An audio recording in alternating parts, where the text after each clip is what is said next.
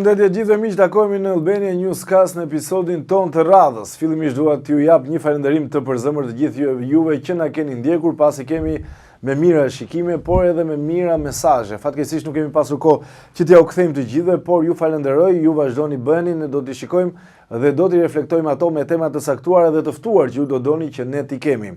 Sot kam kënaqësinë që të kem të ftuar një gazetar i cili është ndër të paktët në Shqipëri, që është një arkiv e vërtet, ka jetuar disa periudha, është ende një gazetar shumë aktiv, por gjithashtu ka provuar edhe kostumin e politikanit. Kam kënaqësinë të kem zotin Luan Rama. Luan, faleminderit, kënaqësi që të kam. Faleminderit juve për ftesën dhe për mundësinë për të qenë së bashku në këtë kohë me shikuesit tuaj. Faleminderit shumë. Luan, e vlerësoj fillimisht që erdhe. Dua të bëj një bisedë edhe të shtrirë në kohë, por edhe në aktualitet.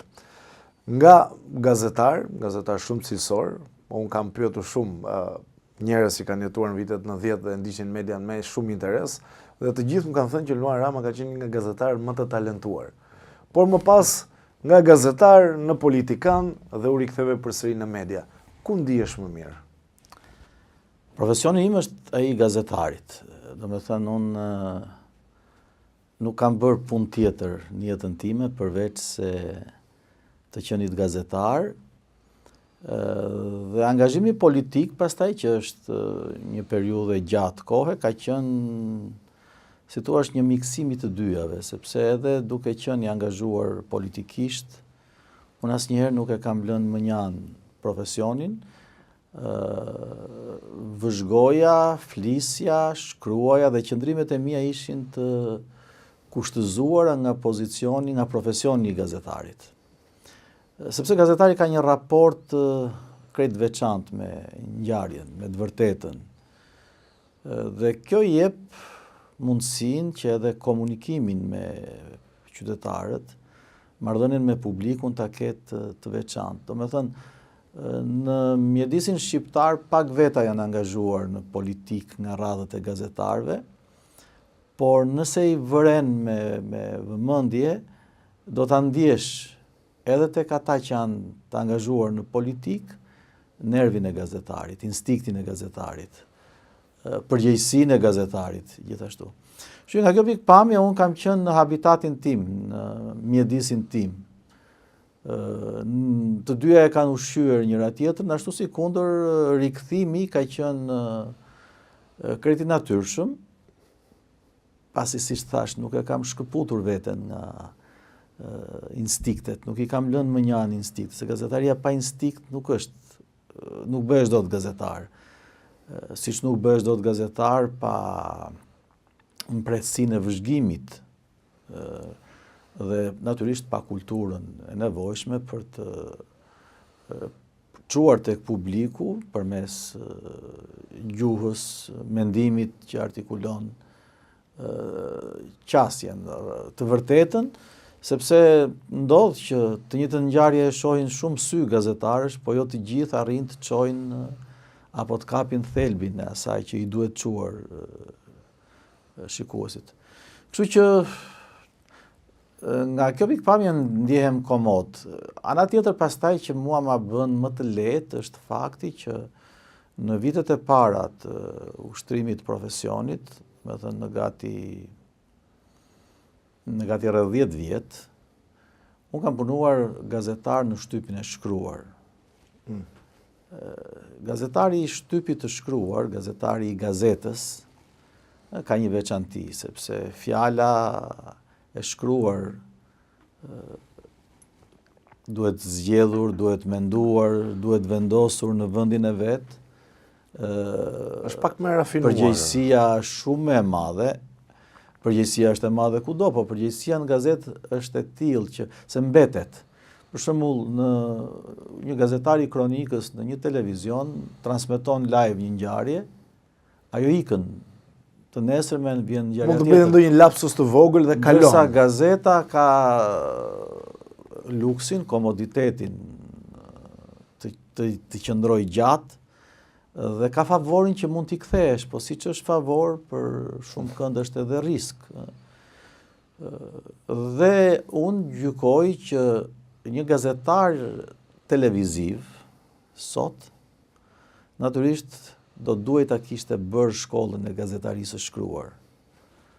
Sepse marrëdhënia me fjalën është e një cilësie tjetër, është e një peshë tjetër, edhe një dimensioni tjetër.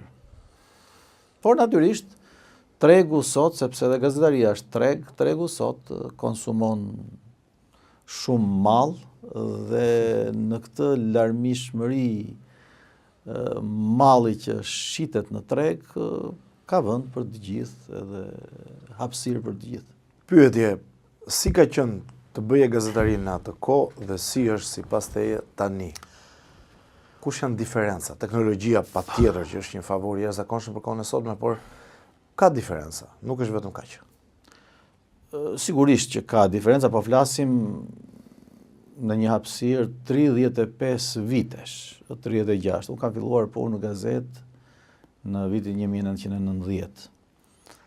Në Shqipëri ishte ende pa u ndryshuar sistemi dhe raportet profesionale me përgjegjësinë profesionale ishin të një natyre tjetër, sepse padyshim profesionalizmi kërkohej me shumë rigorozitet, por natyrshëm kërkohej edhe përgjegjësiria politike, se ishte kohë politike.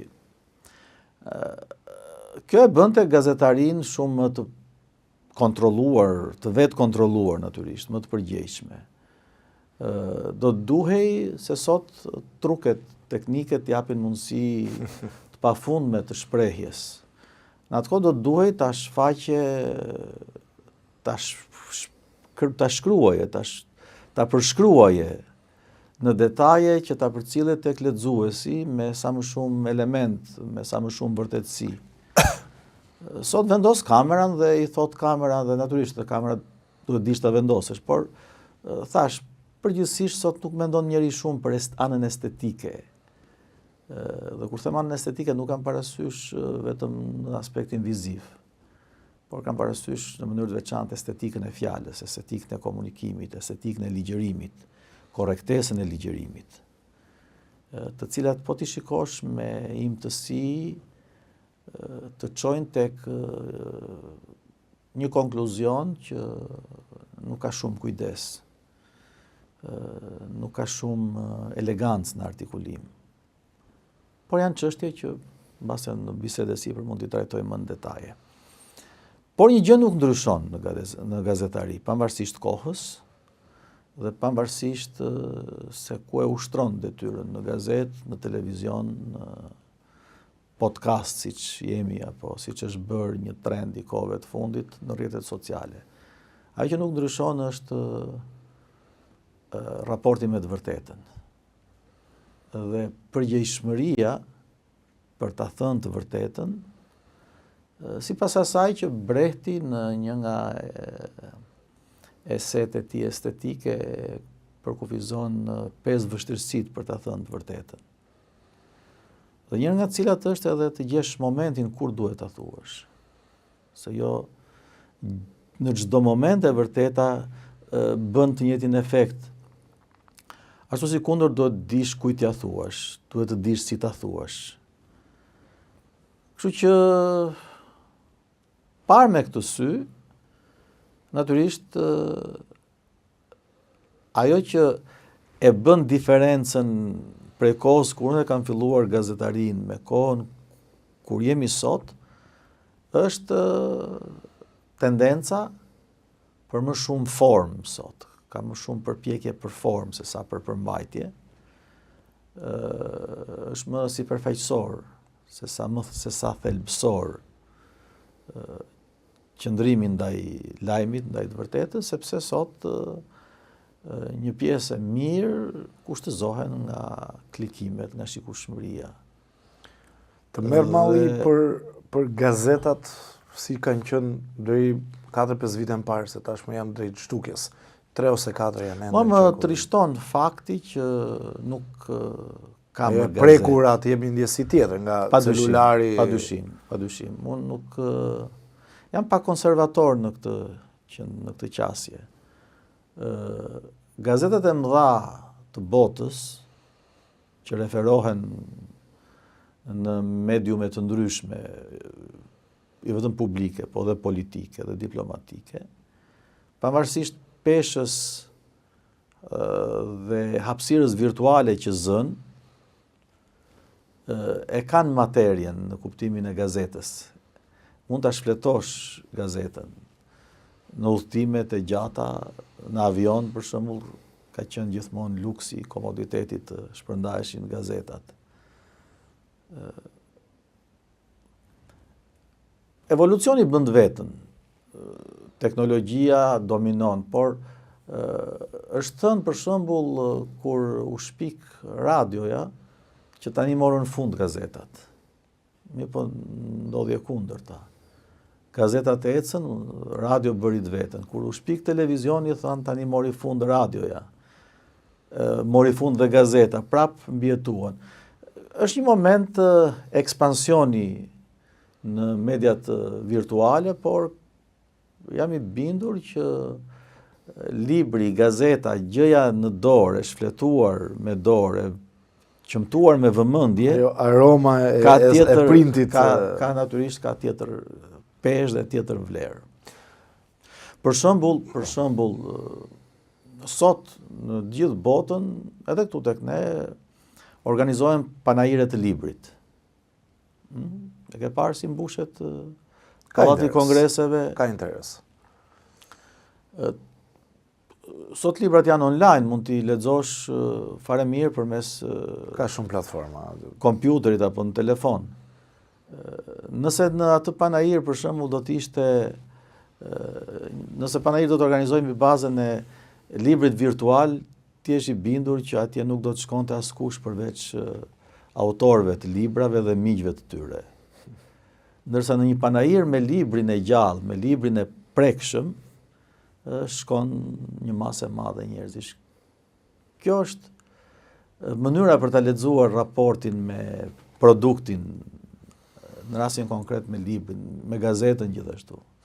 Qofse bëjmë një krahasim, kur kanë patur më shumë guxim gazetarët? Vitet 90, që kanë qenë vite shumë të trazuara, madje dhuna ndaj gazetarëve ka qenë brutale në shumë raste, madje edhe një djegje e gazetës Koha Jon në ato vite, apo në kohët e sotme, pra.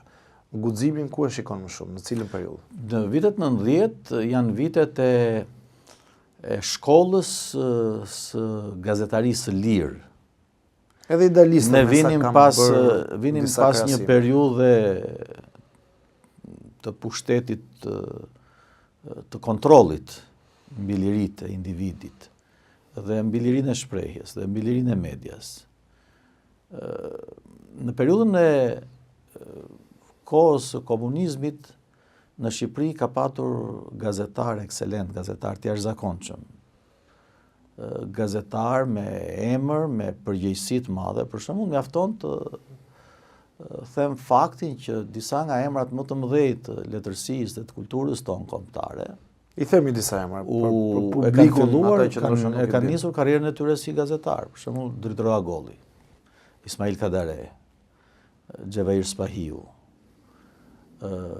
Ashtu si kundër shumë emra, domethënë, dhe emra që më pas u bën protagonist në kohën e pas së rënies së komunizmit. Vetë kryeministri zoti Rama, mos gabohem. Po Rama ishte një publicist i pranishëm me një stil të veçantë në fillimet e pluralizmit të gazetës, të pluralizmit mediatik në Shqipëri, sepse pas 90-s krijimi i pluralizmit politik çoi edhe në krijimin e gazetave të partive, si kundër çoi edhe në krijimin e gazetave të lira që quheshin. Por jo vetëm, domethënë po marr për shembull Merobazen, që është në kuptimin profesionist një gazetar me cilësi të spikatura. Mero e ka nisur gazetarin në atë kohë, Frok Çupi, o kështu. Ben Blushi, Fevziu, Shkullaku, Bushati janë në kapërcyll të sistemeve. Nikol Lesi, për shembull, Sandër Frangaj, Martin Leka. por edhe në kampin politik. Edi Paloka e ka nisur si gazetar karrierën e vet. Po, Astrid Patozi mos gaboj. Patozi është më vonë se sa Paloka.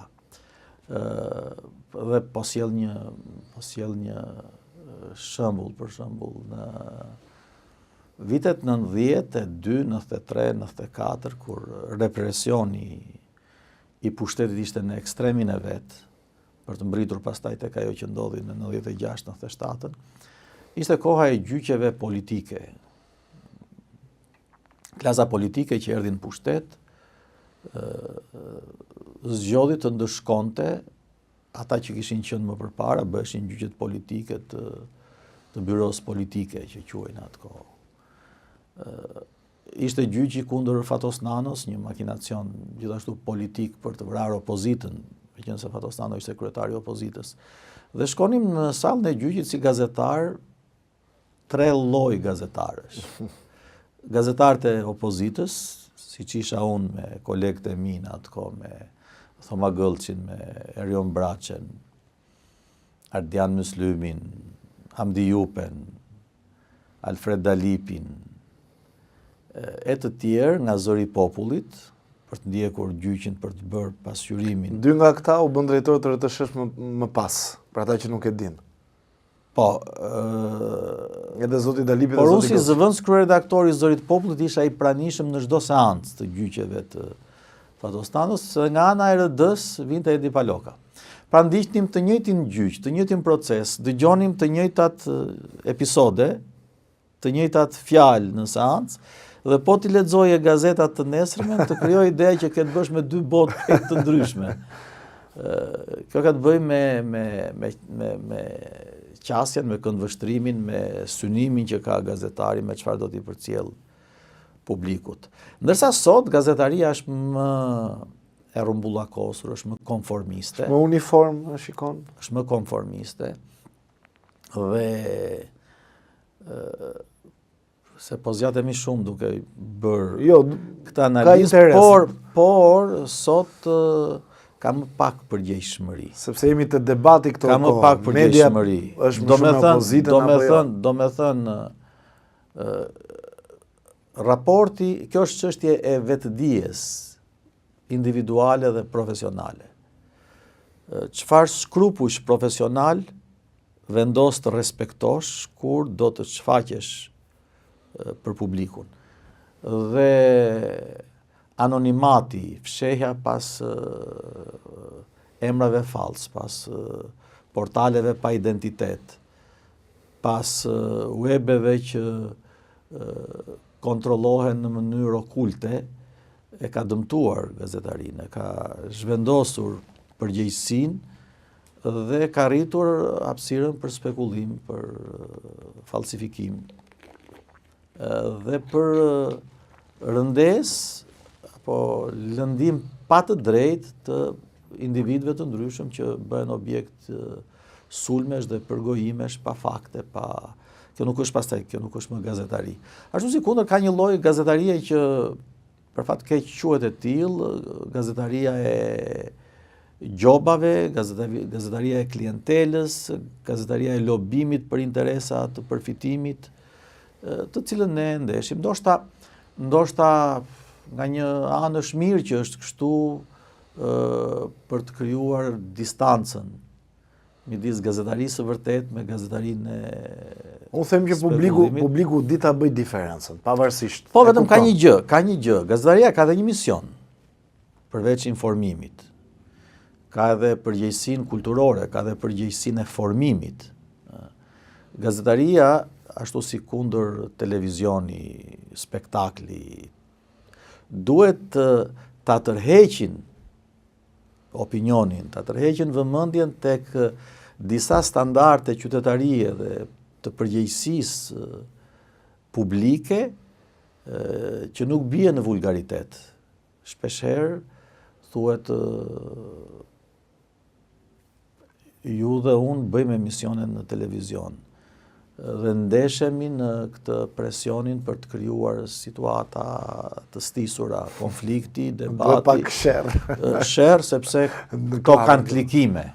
Dhe është e vërtet fatkeqësisht. Mirë po, shernaja dhe ekrani nuk kanë lidhje me njëra tjetrën, sepse shfaqja në ekran shfaqja në një hapësirë që nuk është vetëm e jotja, sepse ekrani është një hapësirë publike, është hapësirë kulturore, është hapësirë intelektuale, është hapësirë qytetarie. Shfaqja në ekran me këtë lloj trendi të dhunës, të fyerjes etj. Cënon parimet e etikës profesionale. Cënon shenjtërinë që ka ekrani në raport me qytetarin. Kështu që mirë po, si është ajo shprehja për të dalë nga situata. Jemi në Shqipëri gjithçka ka normalitet edhe përtypet për fat të keq. Ashtu si kundër, për shembull na ndodh që në fakt ndodh më shumë me ata që vetë shpallen ose vetë quhen gazetar, që krijojnë hapësira mediatike për personazhe kontrovers në kuptimin e negativitetit, për personazhe që vinë nga bota e krimit, që vinë nga hapësira okulte, që nuk kanë të bëjnë, nuk kanë asnjë lidhje me dimensionin qytetar të hapësirës televizive.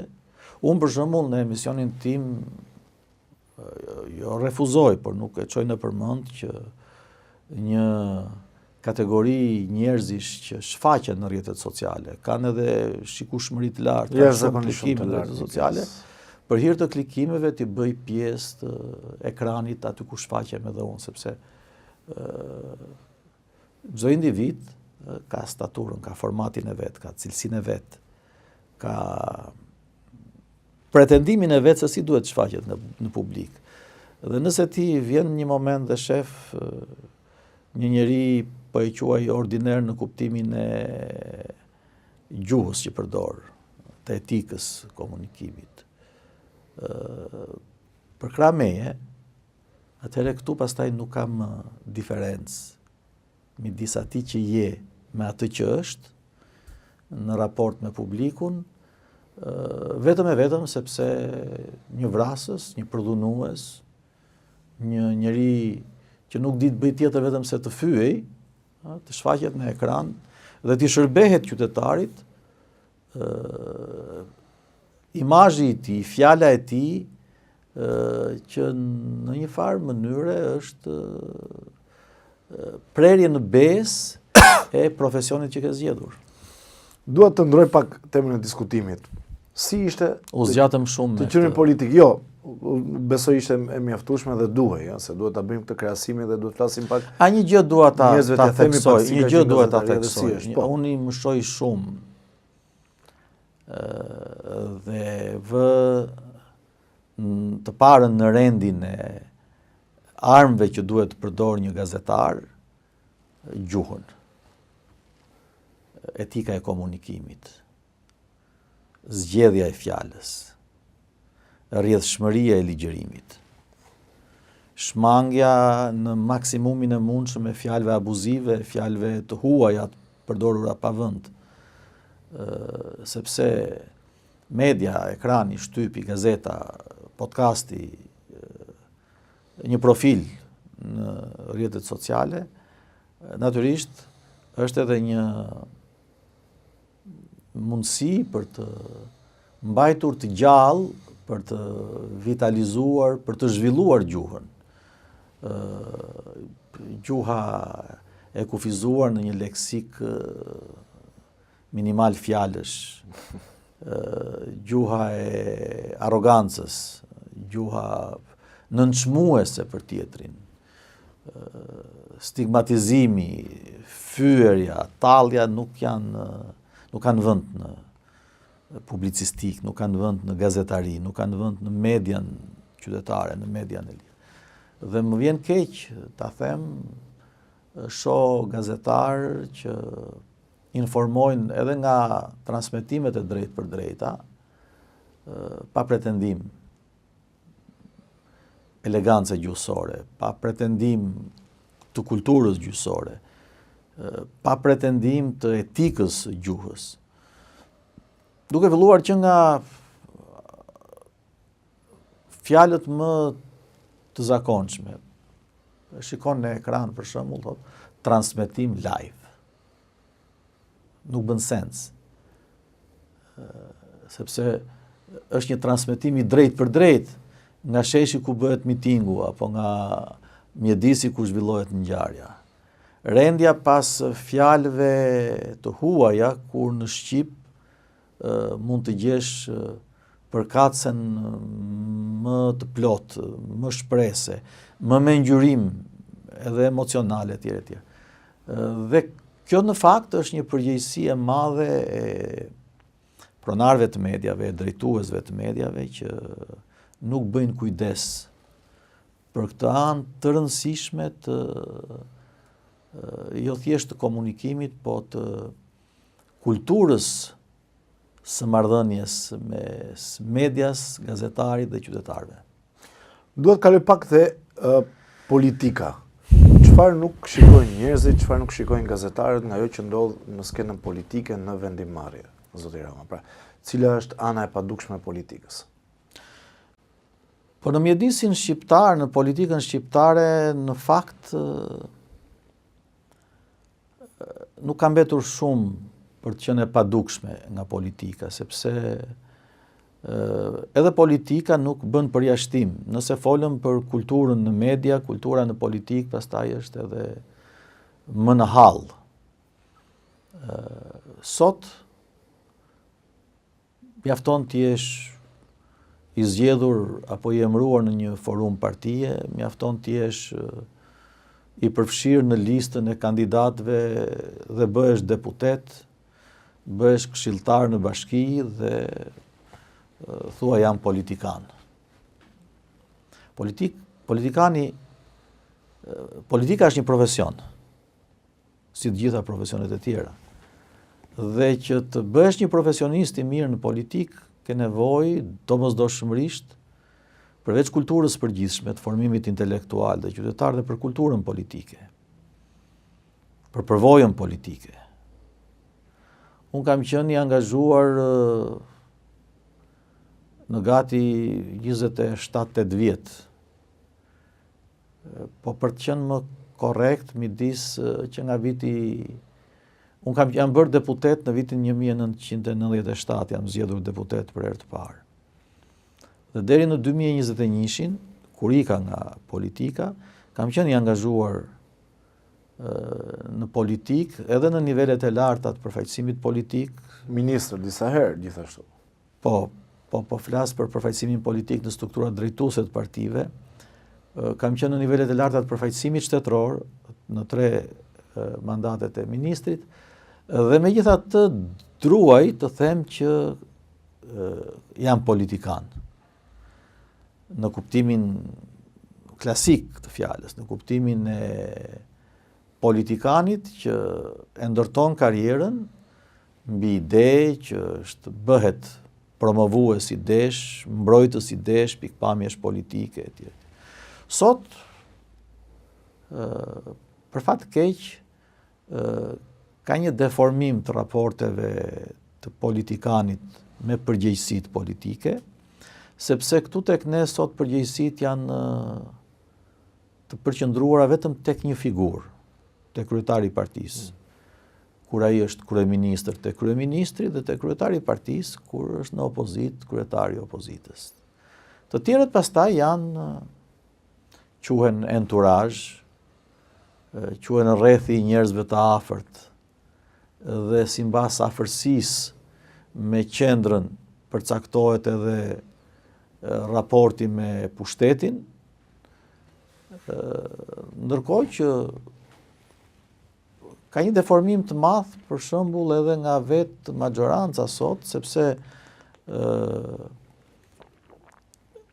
me kast, jo prej mungesës së dijes, është shmangur përgjegjësia politike e qeverisjes. Qeverisja është përgjegjësi politike. Nuk është përgjegjësi teknike, nuk është përgjegjësi profesionale.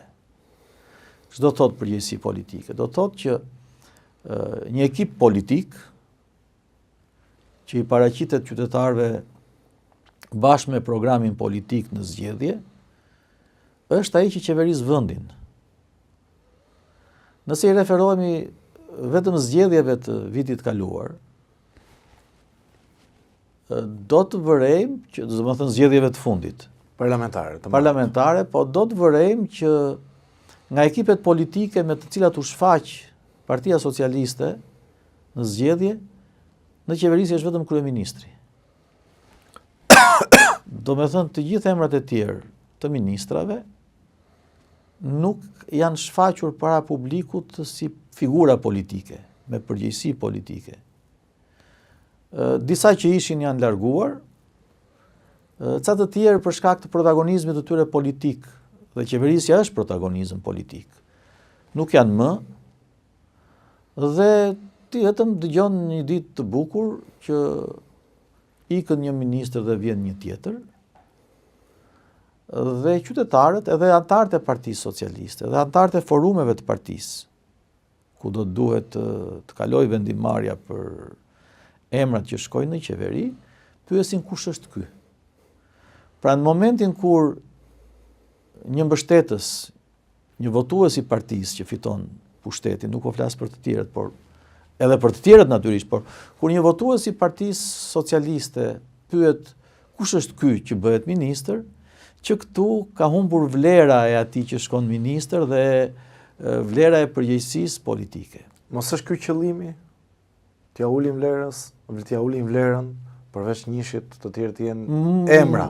Ka shumë arsye që të ketë emra, po të jetë vetëm një emra. Ka shumë arsye. Unë për shembull kam qenë në 3 qeveri socialiste, ministër, me 3 kryeministra të ndryshëm, të 3 socialistë, edhe me Ilir Metën, edhe me Pandeli Majkon, edhe me Fatos Nanon. Mirë, por në përbërjet kabineteve qeveritare, ministrat ishin figura politike me kreditet e tyre politike, me karrierën e tyre politike. Sa që më lejo të them mban mend ende, emrat e tyre po ti përmendesh mban mend si ministra. Ishin emra politik, sepse vinin nga ballafaqimi politik, vinin nga karriera politike, vinin nga angazhimi politik, vinin nga lufta politike, si të tillë. Dhe kjo çonte pastaj përgjegjësinë politike në qeverisje. Dhe përgjegjësia politike në qeverisje është përgjegjësia që ti ke ndaj atyre që të kanë votuar dhe jo vetëm, por dhe ndaj qytetarëve, ndaj pjesës që s'ka votuar.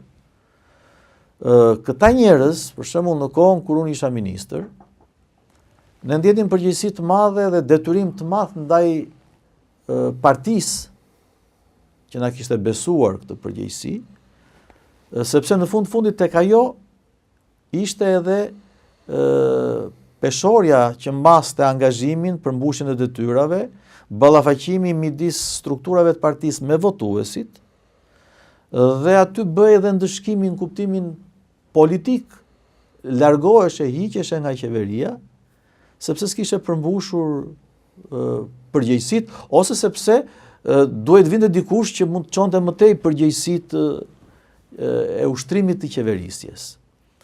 Ndërsa sot një individ nuk ja di për nder Partisë Socialiste pse është bërë ministër. Ai ja di për nder kryeministrit që e ka vënë ministër dhe raporti i tij është vetëm me kryeministrin. Kupton diferencën?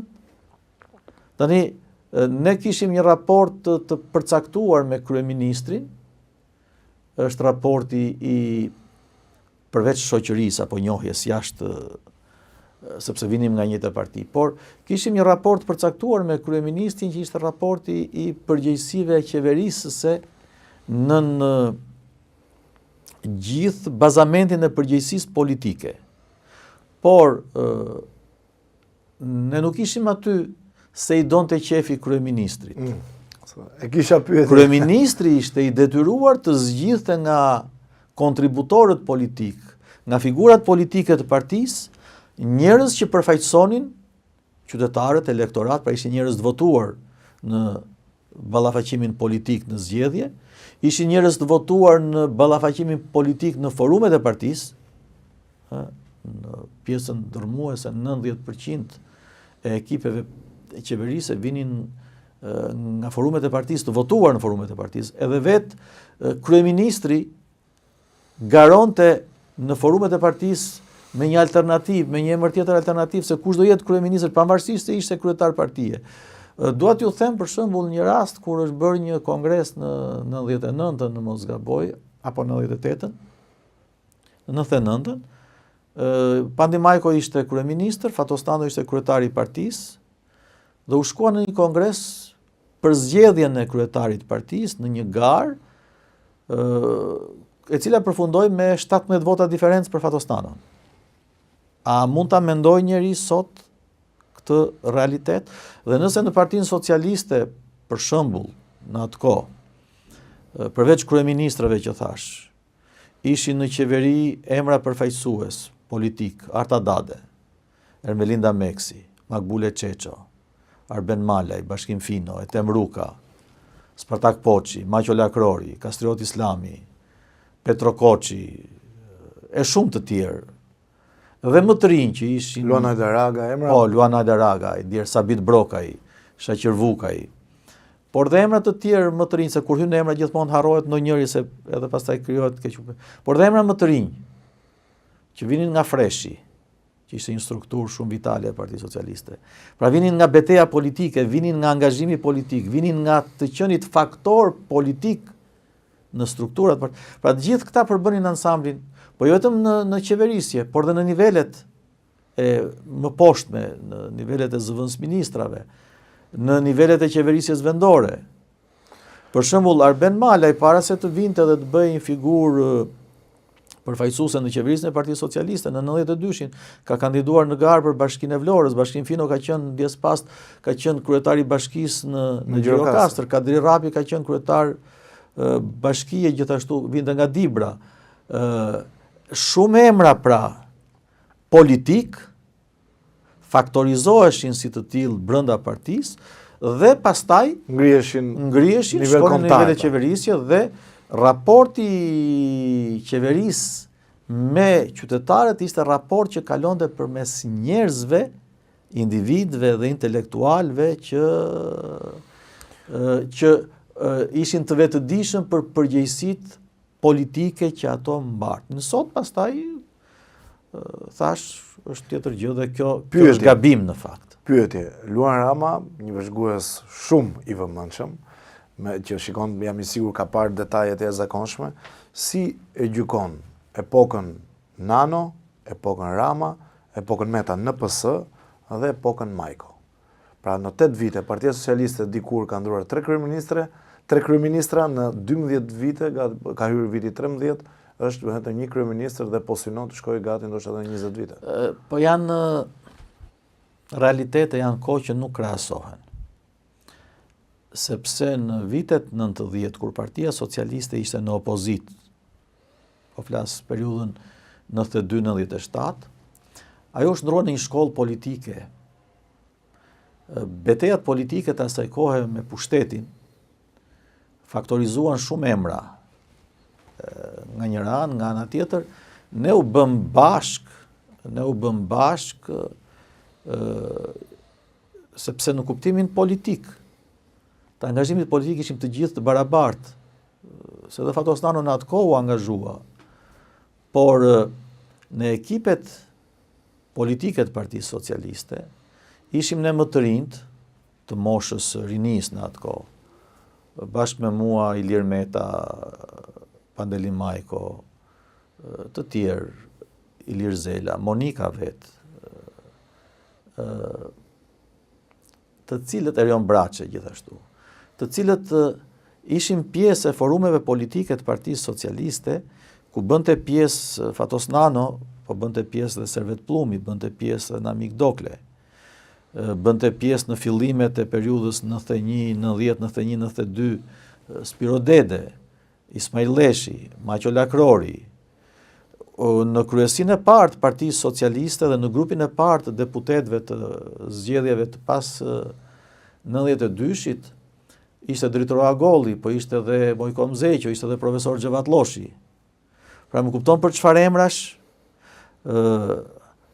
Etem Ruka, Arta Dade, Ermelinda Meksi, Maqo Lakrori, Kastriot Islami, erdhën nga bota akademike, nga bota universitare, ishin pedagog të shkolluar. Leskaj gjithashtu pak më vonë. Është pak më vonë, po dhe Vali Leskaj.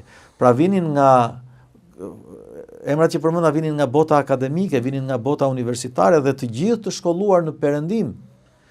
Pra, cilësia intelektuale ishte në niveli tjetër. Tani sot unë nuk njoh më shumë se sa 2-3 emra nga kryesia e Partisë Socialiste.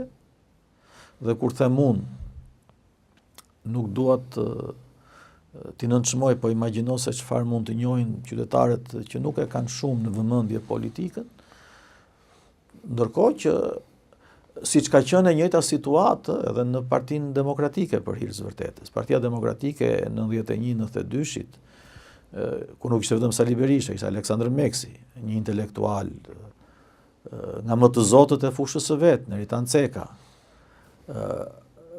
Tomor Dosti, Pjetër Arbnori, Arben Imami, Preç Zogaj, Gramos Pashko. Pra, në ballafaqimin që bëhej në kuvend, Ajka apo themi po në ballafaqimin e shoqërisë. Se kuvendi është arena e ballafaqimit të ideve, pikpamjeve politike. Në ballafaqimin politik, pra, kishte tjetër frekuencë, tjetër peshë, debati, konkluzioni, përfundimi, ndërsa sot pastaj është paradoksalisht situata e pakrahasueshme me atë nivel, me emra që vinë rastësisht, me emra që faktorizohen për shkaqe që nuk kanë të bëjnë me të bërit politik, dhe që siç vinë, mbeten dhe ikin anonimat, por ajo që krijon kosto është padyshim niveli i përgjegjësisë politike të qeverisjes. Dhe një gjë dua ta them. Meqense pas një muaji do të kemi edhe 35 vjetorin e themelimit të Partisë Socialiste. Forumet e Partisë Socialiste ishin forume intelektuale, ishin forume politike dhe forume të përgjegjësisë qytetare, ku debati bëhej në funksion të përgjegjësive dhe ku natyrisht në këto forume krijoheshin edhe barrierat e mbrojtjes së pushtetit të Partisë Socialiste nga palishmëria, nga aferat korruptive e të tjerë. Çdo të them. Nëse për shembull Partia Socialiste do të kishte jetësuar dhe do të jepte peshë forumeve politike të partisë, po them kryesisë së Partisë të Bashkisë së Tiranës, me atë përgjegjësi dhe rol që kishte kryesia e Partisë së Tiranës, Komiteti Drejtuesi i Partisë Socialiste të Tiranës, vetë konferenca e Partisë Socialiste të Tiranës në kohën kur unë, për shembull, kam qenë ministër apo sekretar i Partisë Socialiste në atë kohë. Kur në krye të Partisë Socialiste të Tiranës ishte Musa Ulqini, për shembull, kryetar. Dhe kryetar bashkie ishte Edi Rama. Kryesia e Partisë Socialiste të Tiranës, Komiteti Drejtues, ishte një barrierë fortë për të mos lejuar lajthitjen në pushtetin e bashkisë, në administrimin e bashkisë. Vendimet në Këshillin Bashkiak diskutoheshin paraprakisht në forumet e partisë dhe shkojnë në Këshillin Bashkiak me një vendim të përcaktuar dhe të unifikuar. Do me thënë, edhe sepse pavarësisht faktit që Edi Rama ishte një kryetar bashkie atipik, për shkak të karizmës së tij dhe të mënyrës se si ai e kishte ndërtuar konturin e vet politik, e dinte që në vendimmarrje nuk mund të bënte çfarë t'i tekej atij, sepse kishte një barrierë mbrojtje që ishte kryesia e partisë. Nëse për shembull do ta ruante Partia Socialiste këtë peshë të forumeve të veta, unë jam i bindur që shumë nga drejtuesit e saj në nivelet e bashkive nuk do të kishin përfunduar para drejtësisë. Nëse në Tiranë do të kishte një strukturë partie të fortë, me individualitete politike dhe intelektuale, dhe të mos bashkoheshin në një kryetari i bashkisë me kryetarin e partisë, me drejtuesin e partisë së qarkut, dhe çdo gjë të kishte njëri, jam i bindur që partia në Tiranë do ta kishte mbrojtur Erion Velin dhe nuk do ta çonte në shtigjet e abuzimit që të dyshuar dhe në të përgjegjësisë që ka sot aktualisht. Ashtu si kundër ne në atë kohë për shembull lëviznin ministrat, ndryshoheshin shpesh edhe për t'i mbrojtur, sepse ngrinte një retorik akuze opozita ndaj një ministri. Edhe sulej, bam, bam, bam. Çfarë bënte kryesia e partisë? Bënte analizën e situatës, edhe vendoste do largohet Luani nga ministër, sepse është bërë tabel qitje dhe t'jepet kohë të kuptoj ka përgjegjësi, s'ka përgjegjësi dhe vendose një tjetër. Kështu që nga kjo pikpamje, do me thënë, partia si një organizëm i gjallë, si një organizëm me peshë, dinte ta mbronte veten, dinte ta mbronte njerëzit e saj në pushtet. Kjo është arsyeja, se jo se në atë kohë nuk mund të vepronte drejtësia siç thuhet, sepse përballë një krimi të dukshëm, përballë një prove pa kontestueshme, nuk do të kishte prokuror dhe gjykatës që mund ta mbronte një ministër. Dhe këtu nuk kanë parasysh akuzat në retorik politike, pa akuzat e konkretizuara. Politika ka dhe retorikën brenda, ka dhe abuzimin, por është folur shumë në ndrime pushtetesh. Por nëse gjatë periudhës 2097-2005 për shembull, opozita e asaj kohe, Partia Demokratike, akuzonte ministrat socialistë për korrupsion e tjerë, kur erdhi në pushtet, nuk çoi asnjë dosje, nuk ngriti asnjë akuzë, sepse nuk kishte prova materiale siç ka sot pafund për drejtore, për ministra, për sekretar të përgjithshëm me radhë. Kështu që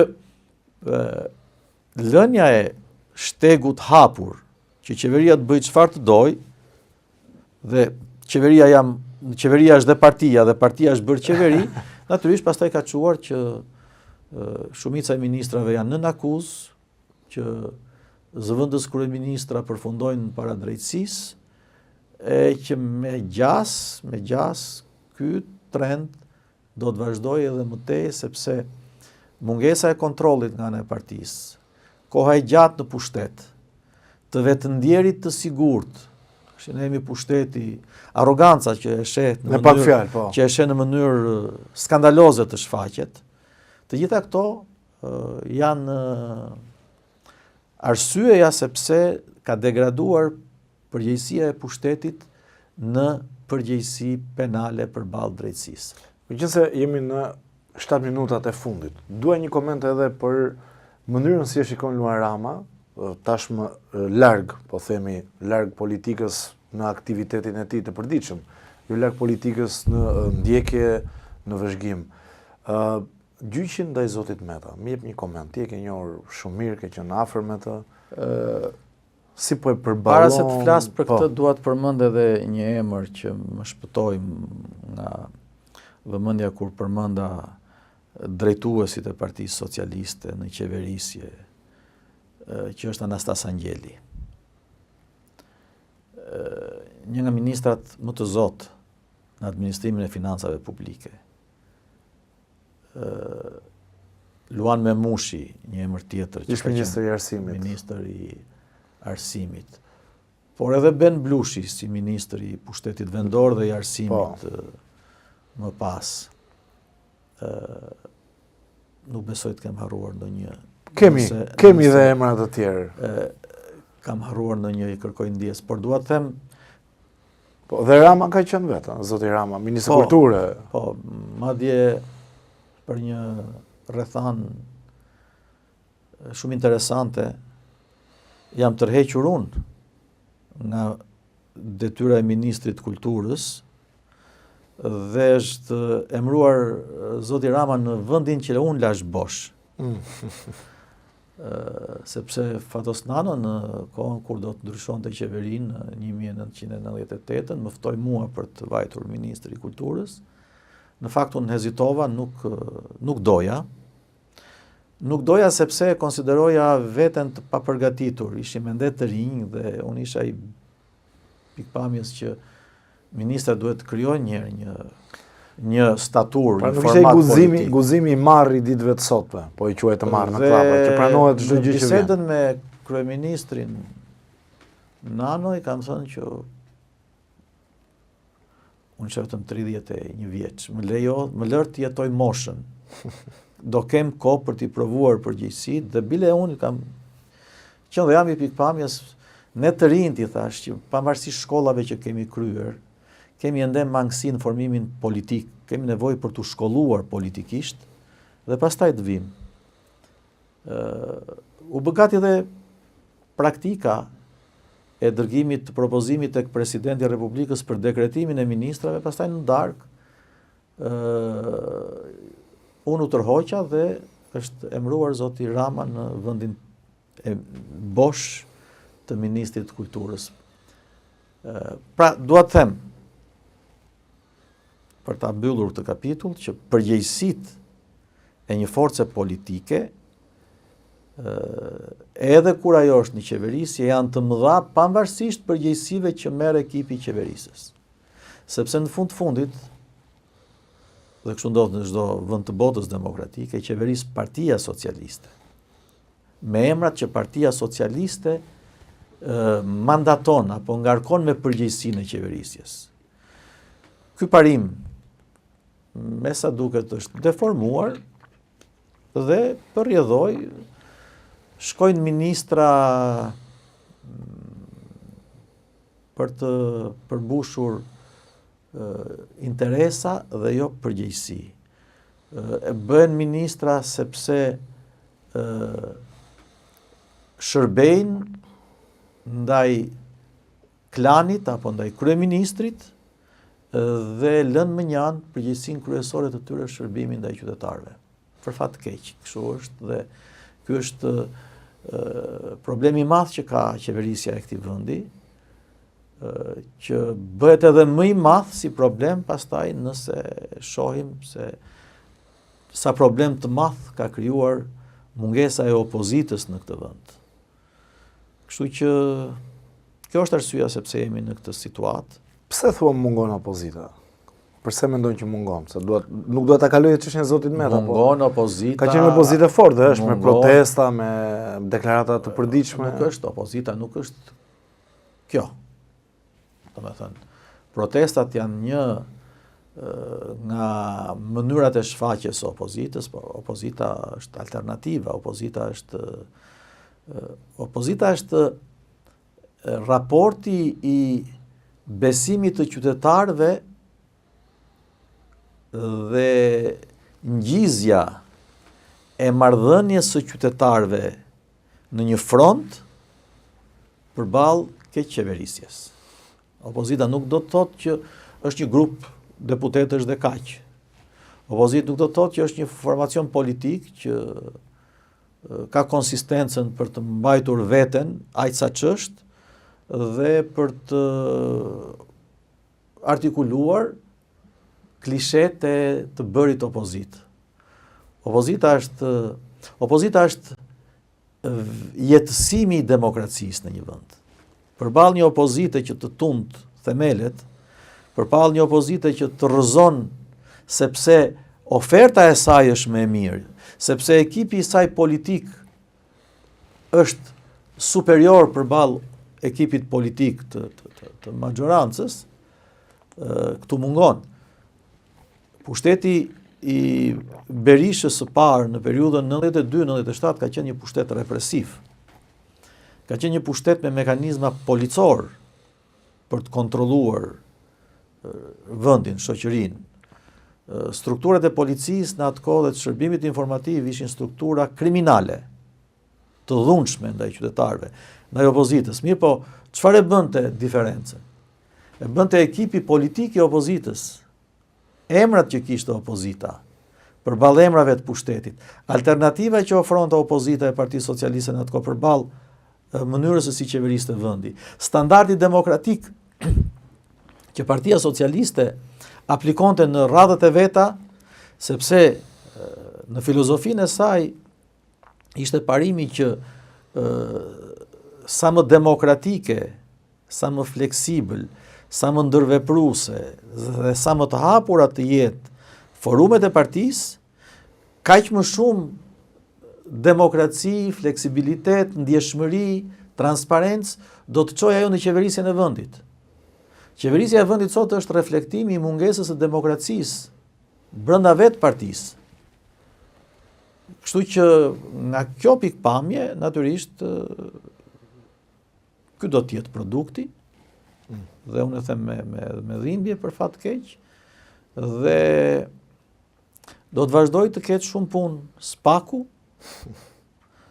sepse thash të ndash përgjegjësinë e shërbimit ndaj qytetarëve me shërbimin ndaj individëve është diferencë kulturore, është diferencë mentale, është diferencë formimi, gjë që me sa duket për fat të keq sot nuk e kanë shumë prej atyre që janë në pushtet. Jemi në 4 minutat e fundit. Më jep një koment për gjyqin ndaj zotit Meta. Si e ke parë? Ato pamje që pam në gjyqi ishin dramatike, duhet theksuar. Përveç të tjerëve. Unë jam shprehur, kam shkruar për këtë çështje që në gjyqin e zotit Meta ballafaqohet shteti me vetveten. Në kuptimin që nxjerrja në gjyq për të gjykuar e një ish presidenti është një moment shumë i përgjegjshëm i sjelljes së shtetit në raport me vetveten. Edhe formalisht, jo thjesht në përmbajtje, edhe në kohën e diktaturës apo të sistemit komunist, edhe në periudhën e pas saj të pushtetit represiv të periudhës 92-97. Në sallën e gjyqit, pra formalisht, garantohej barazia dhe liria e palëve në proces. Ç'dua të them. Një person i arrestuar në momentin kur sillet në sallën e gjyqit, kur sillej në sallën e gjyqit, shprangoset, pra hiqen prangat. Ai vërtet mbaj në burg, dhe në burg mbaheshin kundërshtarët e regjimit në kohën e sistemit komunist.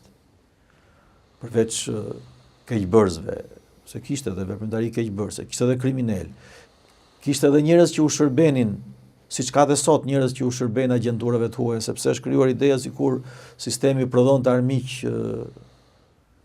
me zor. Jo. Luftrat midis agjenturave janë luftra të përjetshme, sa të ketë vende, shtete, popuj, qeveri me interesa të kundërta do ketë dhe agjentura që përplasen me njëra tjetrën, do ketë dhe luftë. Kështu nga kjo pikpamje unë kam tjetër qasje, por në sallën e gjyqit hiqeshin prangat që ai të ndjehej i barabartë i akuzuari me të tjerët. Kështu që nga kjo pikpamje procesi në këtë qasje që e shoh që një dështim, ose është një dështim, ashtu si kundër, është një moment i dështuar, pavarësisht mënyrës se si u shit apo se si u shërbyen publik skena e turpshme e arrestimit, jo të Ilir Metës, po të ish presidentit të Republikës.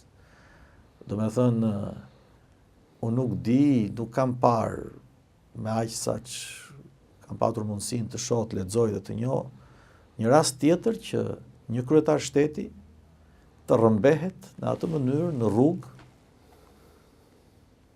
nga përfaqësues të policisë apo të njësisë operacionale, siç quhet, pa shenja identifikimi e tjerë e tjerë. Pra është një histori, ajo është një pamje, do me thënë, ato pamje që do të mbeten përjetësisht në arkiv,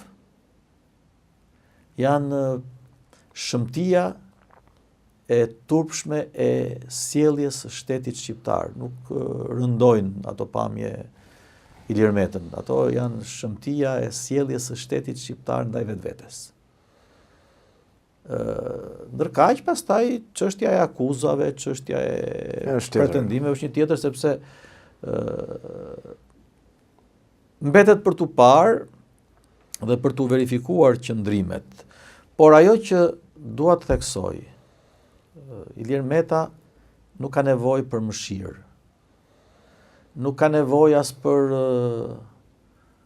këtë retorikën e provokuar pas atyre pamjeve të një rrethi njerëzish që shpejtojnë të bëhen protagonist në këto raste për t'u shfaqur vetë, jo se ju dhimbset apo u shqetësuan nga pamjet që ofroi kamera me Ilir Metën vendosur në kafazin e asaj sallës së gjyqit. Pra Ilir Meta nuk ka nevojë për mëshirë, Ilir Meta dhe Erion Veliaj, dhe Ilir Beqa, dhe Arbena Metaj, dhe Belinda Balluku, dhe të gjithë të tjerët kanë nevojë për drejtësi. Nëse garantohet drejtësia dhe nëse bëhet drejtësi, atëherë shteti e ka kryer detyrën e vet, edhe duke respektuar dhe duke garantuar liritë dhe të drejtat e secilit individ, të cilët prezumohen të pafajshëm deri në një vendim përfundimtar të gjykatës, por që u duhet garantuar e gjithë hapësira e nevojshme për të mbrojtur në gjithçka ata mendojnë se ju vlen në këtë moment të vështirë, se natyrisht ti jesh në akuzë, ti jesh në burg, është një moment shumë i vështirë, nuk e ka thënë kot. Të parët tanë që në burg dhe në spital mos pafsh as hasmin, thonë. Por shtetet demokratike, shtetet me kulturë demokratike, nuk dua t'i referohem vendeve nordike, sepse standardi i tyre është tjetër gjë. Shumë i lartë. Por edhe në Italinë fqinje që ne kemi parë proceset e mëdha politike kundër Andreotit, kundër Kraksit e tjerë e tjerë. Në Francë që pam procesin Sarkozis e tjerë. Sarkozis. Shteti respekton vetveten. Shteti shfaq dinjitet dhe integritet dhe ligjshmëri dhe parimësi në mënyrën se si e trajton kryetarin e shtetit edhe kur e çon përballë drejtësisë.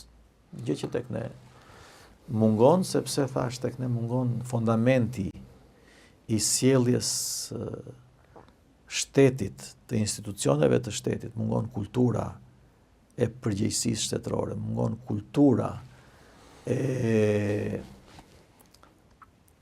raportit të individit me shtetin, sepse, për fat të keq, jemi në kushtet kur pushteti,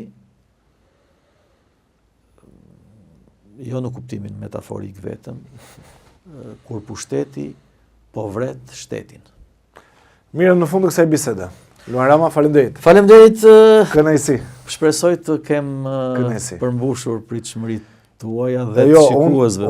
Unë jam i sigurt ka qenë nga bisedat më të bukura, më elegante në leksik, në atë që ti e ngritë me drejt, përdorimin e drejt të gjuhës shqipe dhe përdorimin e bukur të saj. Faleminderit shumë, Luan. Ishte shumë kënaqësi. Edhe për mua kënaqësi. Ndërkohë me këtë intervistë erdhëm në fund të pjesës të parë, na bëni subscribe, jepni komentet tuaja, kalojmë në një shkëputje të vogël dhe rikthehemi pas pak me pjesën e dytë.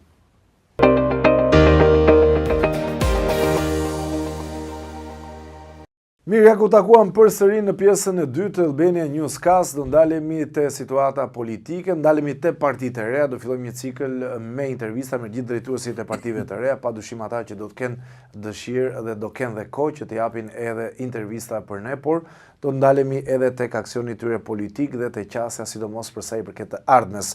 Kam kënaqësinë të kem të ftuar në këtë pjesë Adriatik Lapaj nga Shqipëria bëhet, një zë i fortë politik, ka zhvilluar një protest gati 3 muaj ose 4 muaj, apo jo Adriatik? 108 ditë. Faleminderit shumë, kënaqësi që të kam një herë. Mirë se të gjeta, urime mirë se merdhe. Dritaren e re që kanë ndërtuar. Shumë njerëz na kanë parë në diskutime në studio të tjera televizive, madje më kanë shkruar pse bën debate kaq të forta me Adriatikun. Unë bëj debate parimore. Me Adriatikun jemi miq dhe kam shumë respekt për të në aspektin personal, por si politikan edhe nga spojmë çik, se kjo është edhe detyra jone apo jo. E ndaj të njëjtin mendim. Është e vërtetë ajo që the, nuk ne kemi një marrëdhënie njerëzore shumë korrekte. As diskutohet fare. Adriatik, dua të para se të futem në tema të tjera. Si ndihet familja jote me gjithë angazhim politik që ti ke në përditshmëri, ti ke dhe një vajzë apo jo? Kam një vajzë 9 vjeçe. Si ndihet? Është mësuar. Jam 15 vjet aktivizëm tani. Është mësuar, nuk tani e gjen kohën, e balancon, si arrin ta menaxhosh familja, aktiviteti politik? Bëj më të mirën që mundem. Jo, është një nga problemet më të mëdha të kësaj rruge që unë shoh është që unë mbas shumë kohë nga vajza ime, por e shoh si një kontribut që ajo dhe fëmijët e tjerë të këtij vendi nesër mund të gjejnë një vend më normal. S'po them të jashtëzakonshëm, po them më normal, një vend ku po ikën me shkollë jashtë shtetit, të kenë mendje të kthehen në shtëpi prap, të mos ikin edhe të rrinë jashtë. Dhe një vend ku sido që të më shkoj mua jeta, apo çdo prindi në këtë vend, se larg qoftë njerëz jemi del në rrugë shtyp makina, nuk i dihet kur. Të ketë një ambient dhe një shoqëri ku e gjen të drejtën, ku nuk shtyhet me këmbë pasi nuk e ka babain apo nuk ka mundësi ekonomike. Pra një shoqëri që e adreson antarin e vet. Po familja jote, prindrit si ndihen me akuzat, me kritikat? Si i përjetojnë ata?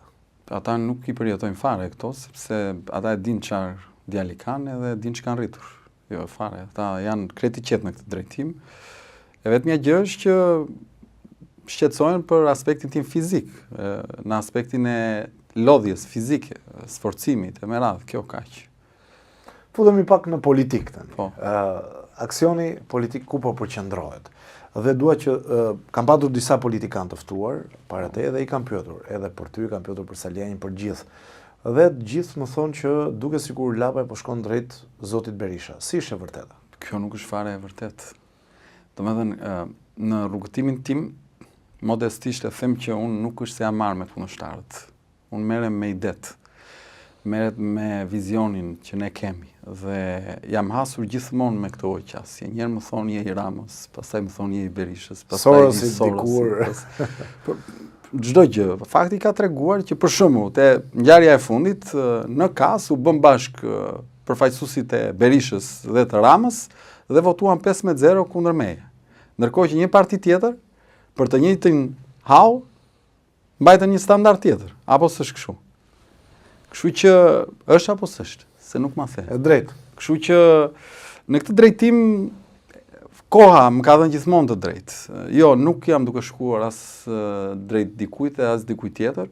Jemi duke folur për sistemin zgjedhor dhe unë mund të ta shpjegoj me gjithë qetësinë e mundshme. Do ndalemi. Po. Do ndalemi edhe atje. Po dua që ta marr nga makro, pastaj të futemi në detajet e tjera. Ka nevojë një parti e re në Shqipëri me potencial edhe me rezultate të larta në zgjedhjet e kaluara parlamentare për ombrellën e një partie të madhe, apo jo? Jo, ne aspirojmë dhe jam i bindur që do të bëhemi një parti e madhe. Ne jemi këtu për parimet dhe për atë që besojmë se është e drejta. Shiko, për ta tharë kënetën, nuk e than dot pa i futur duart edhe pa kapur një kazma, një lopat. Nuk mund të rish i bardh tërkohës, ndërkohë që pretendon të thash atë kënetën që mushkonja të mos të shkaktoj atë malarjen e tmerrshme, ha? Pra në këtë kuptim sigurisht që kjo është një betejë që të lë dhe shenja, të lë dhe gjurmë. Deri diku tenton të bëj pis, por dy rruga, ose do synojmë të ruajmë atë pastërtinë në imazh totalisht dhe nuk do angazhohemi fare në jetën publike, ose do përveshim mëngët dhe do luftojmë që ta ndryshojmë. Kjo është. Pas se futemi në detajet të tjera, ndarja me Endri Shabanin, ka lënë pasoja elektorale në optikën tënde apo jo? S'është tem, nuk ka pas. Shiko, ju të gjithë jeni të ndërgjegjshëm që atë koalicion dhe ato vota janë të lëvizjes Shqipëria bëhet. Thjesht ne u munduam që ta zgjeronim në kuptimin e imazhit për t'i dhënë njerëzve një qasje pozitive, por mund t'i referoheni zgjedhjeve në Cerrik. Në 11 maj ne kemi marrë 6.28% vitin e kaluar. Në nëntor, ku bën zgjedhjet e parakohshme, të pjesshme, ne kemi marrë 13.62%, 2 fishim. Pra, kjo është dëshmia shkencore. Pra, nga të dhënat empirike, na rezulton ky fakt. Për te i kësaj pastaj mund të aludojmë sa të duam, po ky është fakt. E kam vënë që futemi tani edhe te çështja elektorale. Ju kërkoni me një sistem që të ketë ndryshim të sistemit. Përse duhet ta pranojnë partitë e mëdha, Partia Socialiste, Partia Demokratike këtë ndryshim sistemit? Edhe pse unë jam dakord sepse vlera e votës shkon atje si duhet me atë propozim që keni ju, po përse partitë e mëdha duhet ta pranojnë gjë të tillë? Se i ka ardhur koha. Është si koha kur vjen për të çel lulja e qershisë, do çele. Është si koha kur vjen për të lindur një Por nën. është shumë e shtrenjtë qershia. Po patjetër. Kohët e sotme. Do linda ajo nën. Pra, kur i vjen koha një gjëje, mund ta zvarrisësh, mund ta vështirësosh, mund ta vonosh, po i ka ardhur koha. I ka ardhur koha në raport me nevojat që ka vendi, që ka shoqëria. Këtë pyetje ma kanë bërë, mund të ma kesh bërë dhe ti, nuk e kujtoj. Po, e kemi bërë në për votën e diasporës dikur, që pse duhet ta pranoj Rama, pse duhet ta pranoj Berisha, ju s'keni asnjë vot në parlament, nuk e detyroni dot. Ndërkohë fakti është që ne propozuam idenë, mblodhëm 21.000 firma në çdo ceptateu, të bëmë një tur diaspore në 37 destinacione, shkruam një projekt ligj që depozituam dhe ajo u miratua. Sigurisht që në zbatim nuk ka pas perfeksion siç nuk ka në asnjë fushë në këtë vend, por u miratua, u aplikua dhe ka vend për përmirësim. Dhe unë po të them, edhe kësaj ka ardhur koha, ndodh për një muaj, ndodh për 6, apo ndodh për 2 vjet, kjo do ndodh. Ky sistem nuk mban më. Sepse vetë autorët e sistemit janë të bindur tashmë që nuk mban më. Kuon rrjedh nga çdo anë. Kështu që ne jemi të bindur që jemi duke bërë gjën e dur, duke shtyr debatin publik drejt thelbit, drejt burimit të së keqes në këtë vend. Për ta kuptuar njerëzit, ma bë më të thjesht, pra, publikut, si është ky sistem elektoral? Pra, përse vota e një qytetari në Kukës nuk është e barabartë me një qytetar në Tiranë? Shiko çfarë ka ndodhur. Këta e kanë marrë një vend të vogël si Shqipëria dhe e kanë ndarë në 12 rajone elektorale, pra qarqet. Kjo ka bërë që të përqendrohet vota dhe të zvogëlohet probabiliteti në nivel qarku për ta nxjerrë një mandat. Pra nëse ti shkon në Kukës, të duhet sot të marrësh 25% të votave. Dhe njerëzit hezitojnë sepse e dinë që një subjekt i ri ka të vështirë të marrë 25%, po ti merr ta zëm 2%, 3%. Ato vota sot nuk të llogariten. Dhe kështu ndodh me çdo qark. Dhe vota fragmentarizohet. Pra ne morëm 64.200 e ca vota të vlefshme, të cilat do duhet ishin përkthyer minimalisht në 6 mandate deri në 7, ndërkohë që u përkthyen në 1. Pra ishte e copëzuar. E copëzuar, copëzohet. Kjo bën sens copëzimi në kombet e mëdha. Ku diun, është Italia 60 kusur milion banor. E ndan në 12 rajone, sepse çdo rajon është modeli spanjoll që kemi marrë. Po pra, po, modeli spanjoll, zonat në Spanjë janë të mëdha, pra, zona më e vogël është sa Kosova. Po. Zonat normale janë si Shqipëria, sa Shqipëria ose më të mëdha se Shqipëria. Dhe edhe aty është bërë për një arsye që ju e dini, për të relativizuar shumë përfaqësimin e një komuniteti të caktuar. Baskët e tjerë. Kanë ato çështjet e veta. Greqia është në 4 zona, po një zonë e Greqisë është më e madhe se vetë Shqipëria. Pra në këtë drejtim, përgjithsisht edhe ku ka zona, janë zona relativisht të mëdha. Ndërkohë që proporcionali kombëtar është shumë objektiv për vende si Shqipëria, vende të vogla. Unë mund të ta shpjegoj çfarë kemi propozuar ne dhe çfarë po kërkojmë. Po. Keni pas dhe kritika, po ma shpjego pak. Kjo është gjë e mirë, mos e, domethënë, jo nga partitë e reja, për shembull Agron Shej nga mundësia e quajti absurde dhe do asgjësojnë partitë e reja, tha me këtë prag. 4% ishte pragu që propozuat. 4%. Po mund ta shpjegoj unë. Po, e dua. Pra, çfarë po propozojmë ne? Po jap disa të dhëna. Në qarkun e Kukësit, në zgjedhjet e kaluara, për të nxjerrë një deputet u deshën 14.600 vota. Ndërkohë në qarkun e Vlorës 7.500 vota. Tani mund të më shpjegoj një logjik normale si ka mundësi që 2 qytetarë në Kukës vlen njësoj sa një qytetar në Vlorë? Kushtetuta thotë jemi të barabartë para ligjit. Këtu kemi një problem. Besoj të dakordsojmë këtë. Absolutisht. Iku kjo. Tani vim te momenti i dytë. Partia Socialiste në qarkun e Vlorës ka marrë 64.000 vota. Lëvizja Shqipëria Bëhet në gjithë Shqipërinë ka marrë 64.000 vota të vlefshme. Tani Partia Socialiste me 64.000 vota ka marrë 9 deputet, 9. Ndërkohë Lëvizja Shqipëria Bëhet ka marrë 1. Tani ka një disbalancë, tu ka një problem që 64.000 me 64.000 nuk përkthehen as afër, jo më njësoj. Iku dhe kjo. Vim te një problem i tretë. Partia Socialiste ka marrë 53% të votave dhe nuk po i hy si i ka marrë, i ka blerë. Jo, do të hym dhe atje. Po them në këtë fazë, nuk po i hy. Okej.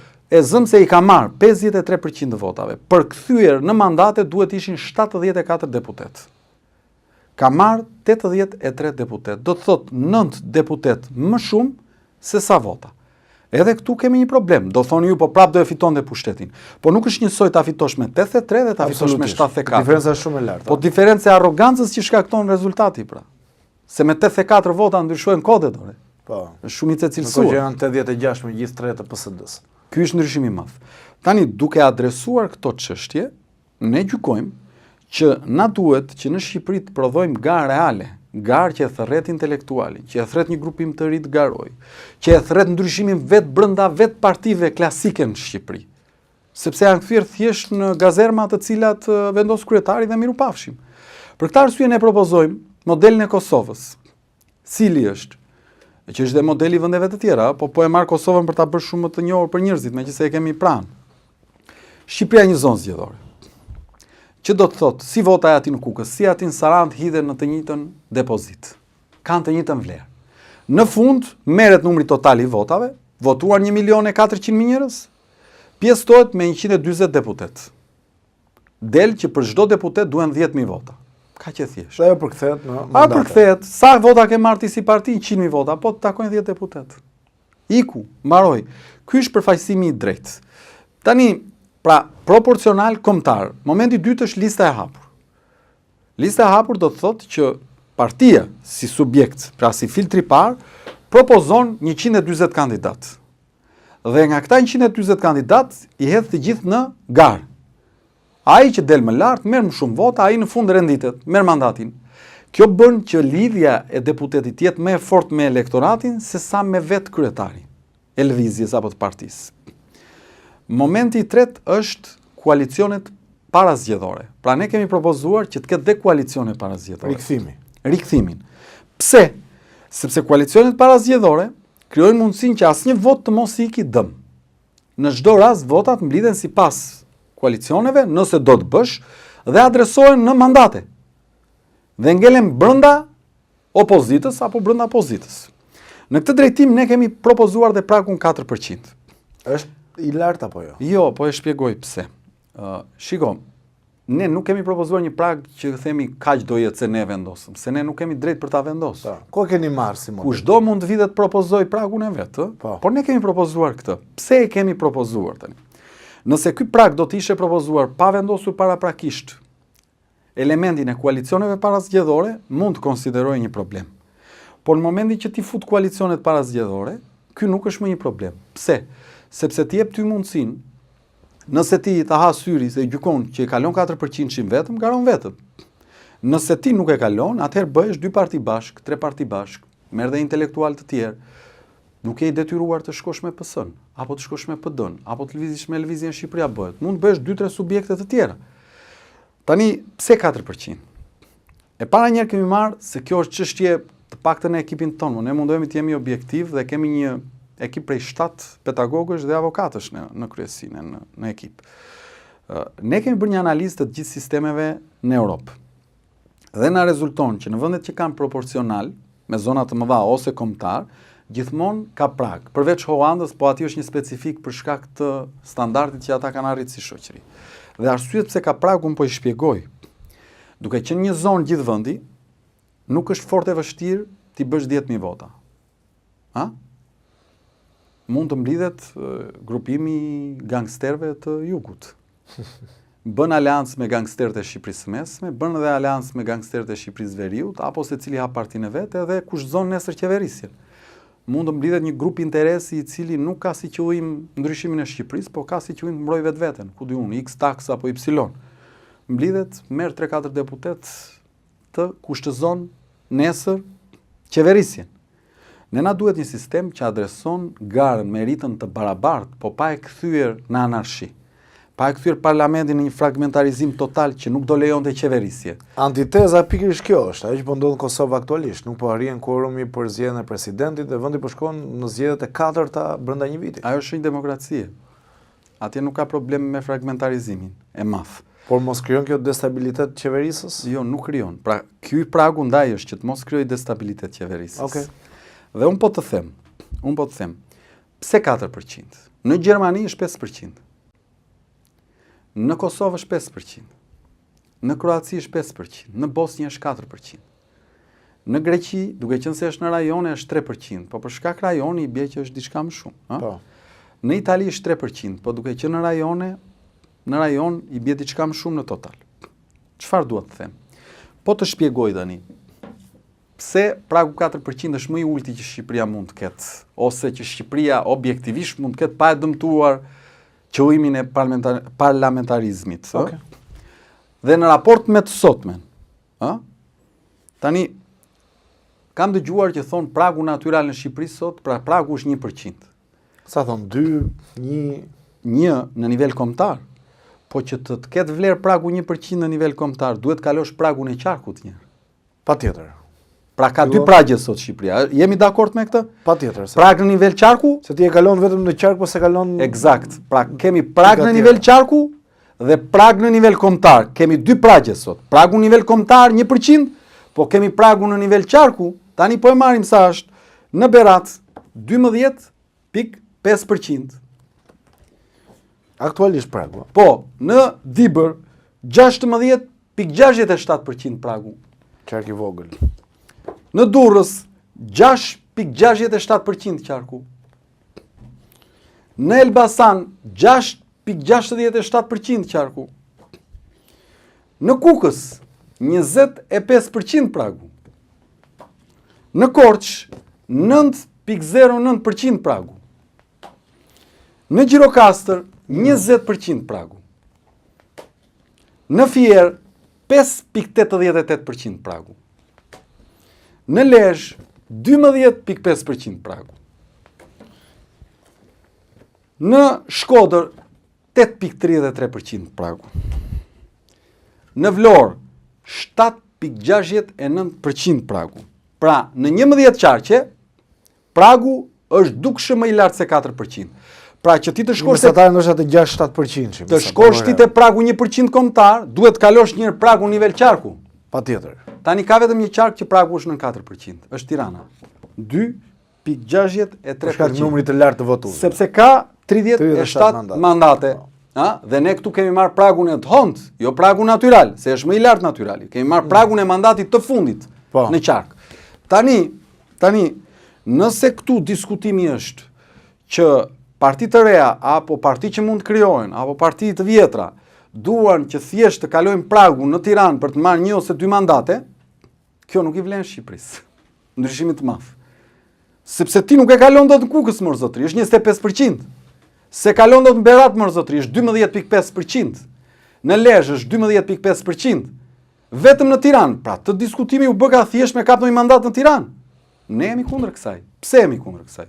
Dhe jemi objektivisht dhe na takon të jemi kundër. Për shkak të votës, një parti politike krijohet për të përfaqësuar njerëzit që votojnë. O do marrësh mazhorancë, o nuk do futesh për marrë thrime. Zotri, o do bësh përfaqësimin e njerëzve që të votojnë dhe të kesh shans realisht të ofrosh alternativë nesër ose ç'është parlament. Mos futesh për thrime, me pak. Po të futesh për të kapë në një vend pune atje, për të bërtitur në parlament, po çarrin ja bërtite, edhe çar. Ke parë ndonjë projekt ligj ti të ndryshojë nga ato që çon Rama, miratojnë të gjitha. Absolutisht. Në një nen të ndryshohet nga ato që çon Rama, ke parë? Zero. Ja. Po ndonjë projekt ligj të një opozite aty, me 1 apo 2 apo ku diun deputet, ke parë të miratojnë? Se marrën së shqyrtim. Zero, ma nuk e konsideroj. Madje mund ta vuzin sirtare dhe tani, po atëherë për ç'është? Për vend pune? Apo për një pedan që të bërtas në njëri? Ne jemi duke folë për të krijuar një infrastrukturë ligjore që krijon shanse reale ndryshimi në këtë vend për nesër, për pas nesër, për pas nesër. Ndoshta ajo për Adriatikun, për një subjekt apo një grupim tjetër që krijohet në vazhdim. Po të ketë shanse reale, se po kaloj pragun 4% nivel kombëtar, shkon me 7 deputet në parlament, me grup parlamentar. Dhe me 7 deputet me grup parlamentar ka pesh. I ke friksuar partitë e tjera të reja me këtë propozim? Të lutem, unë nuk merrem me këtë, unë merrem me parimin. Ajo që po them është kjo. Jo, unë kam të qartë. Pra, dhe qëndron logjika, o do futesh tamam në garë, o ke realisht vlerë o kotër. Nuk futesh për të marrë 1-2 feta të vogla. Qa vlerë e kamore, nuk ka vlerë më për vendin. Është thjesht garnitur, të krijosh idenë që ka demokraci, po je duke i shërbyer sistemit. Tani pse na duhet kjo ne? Kjo na duhet që realisht në këtë vend partitë politike, qofshin shumë të mëdha në qeveri, qofshin sfidante të reja, qofshin të mesme, të kenë një garë në kushte të barabarta. Nëse ti nuk e kalon dot 4%-shin, pra Nëse ti garon në këtë zgjedhje, merr 3.2%, merr 2.7%. Dhe pas 4 vjetësh, ti nuk aspiron që të rritesh të shkosh mbi 4%, po për çaj duhesh Shqipërisë?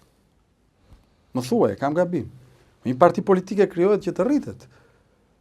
Mund të ulet, po si e për atë punë?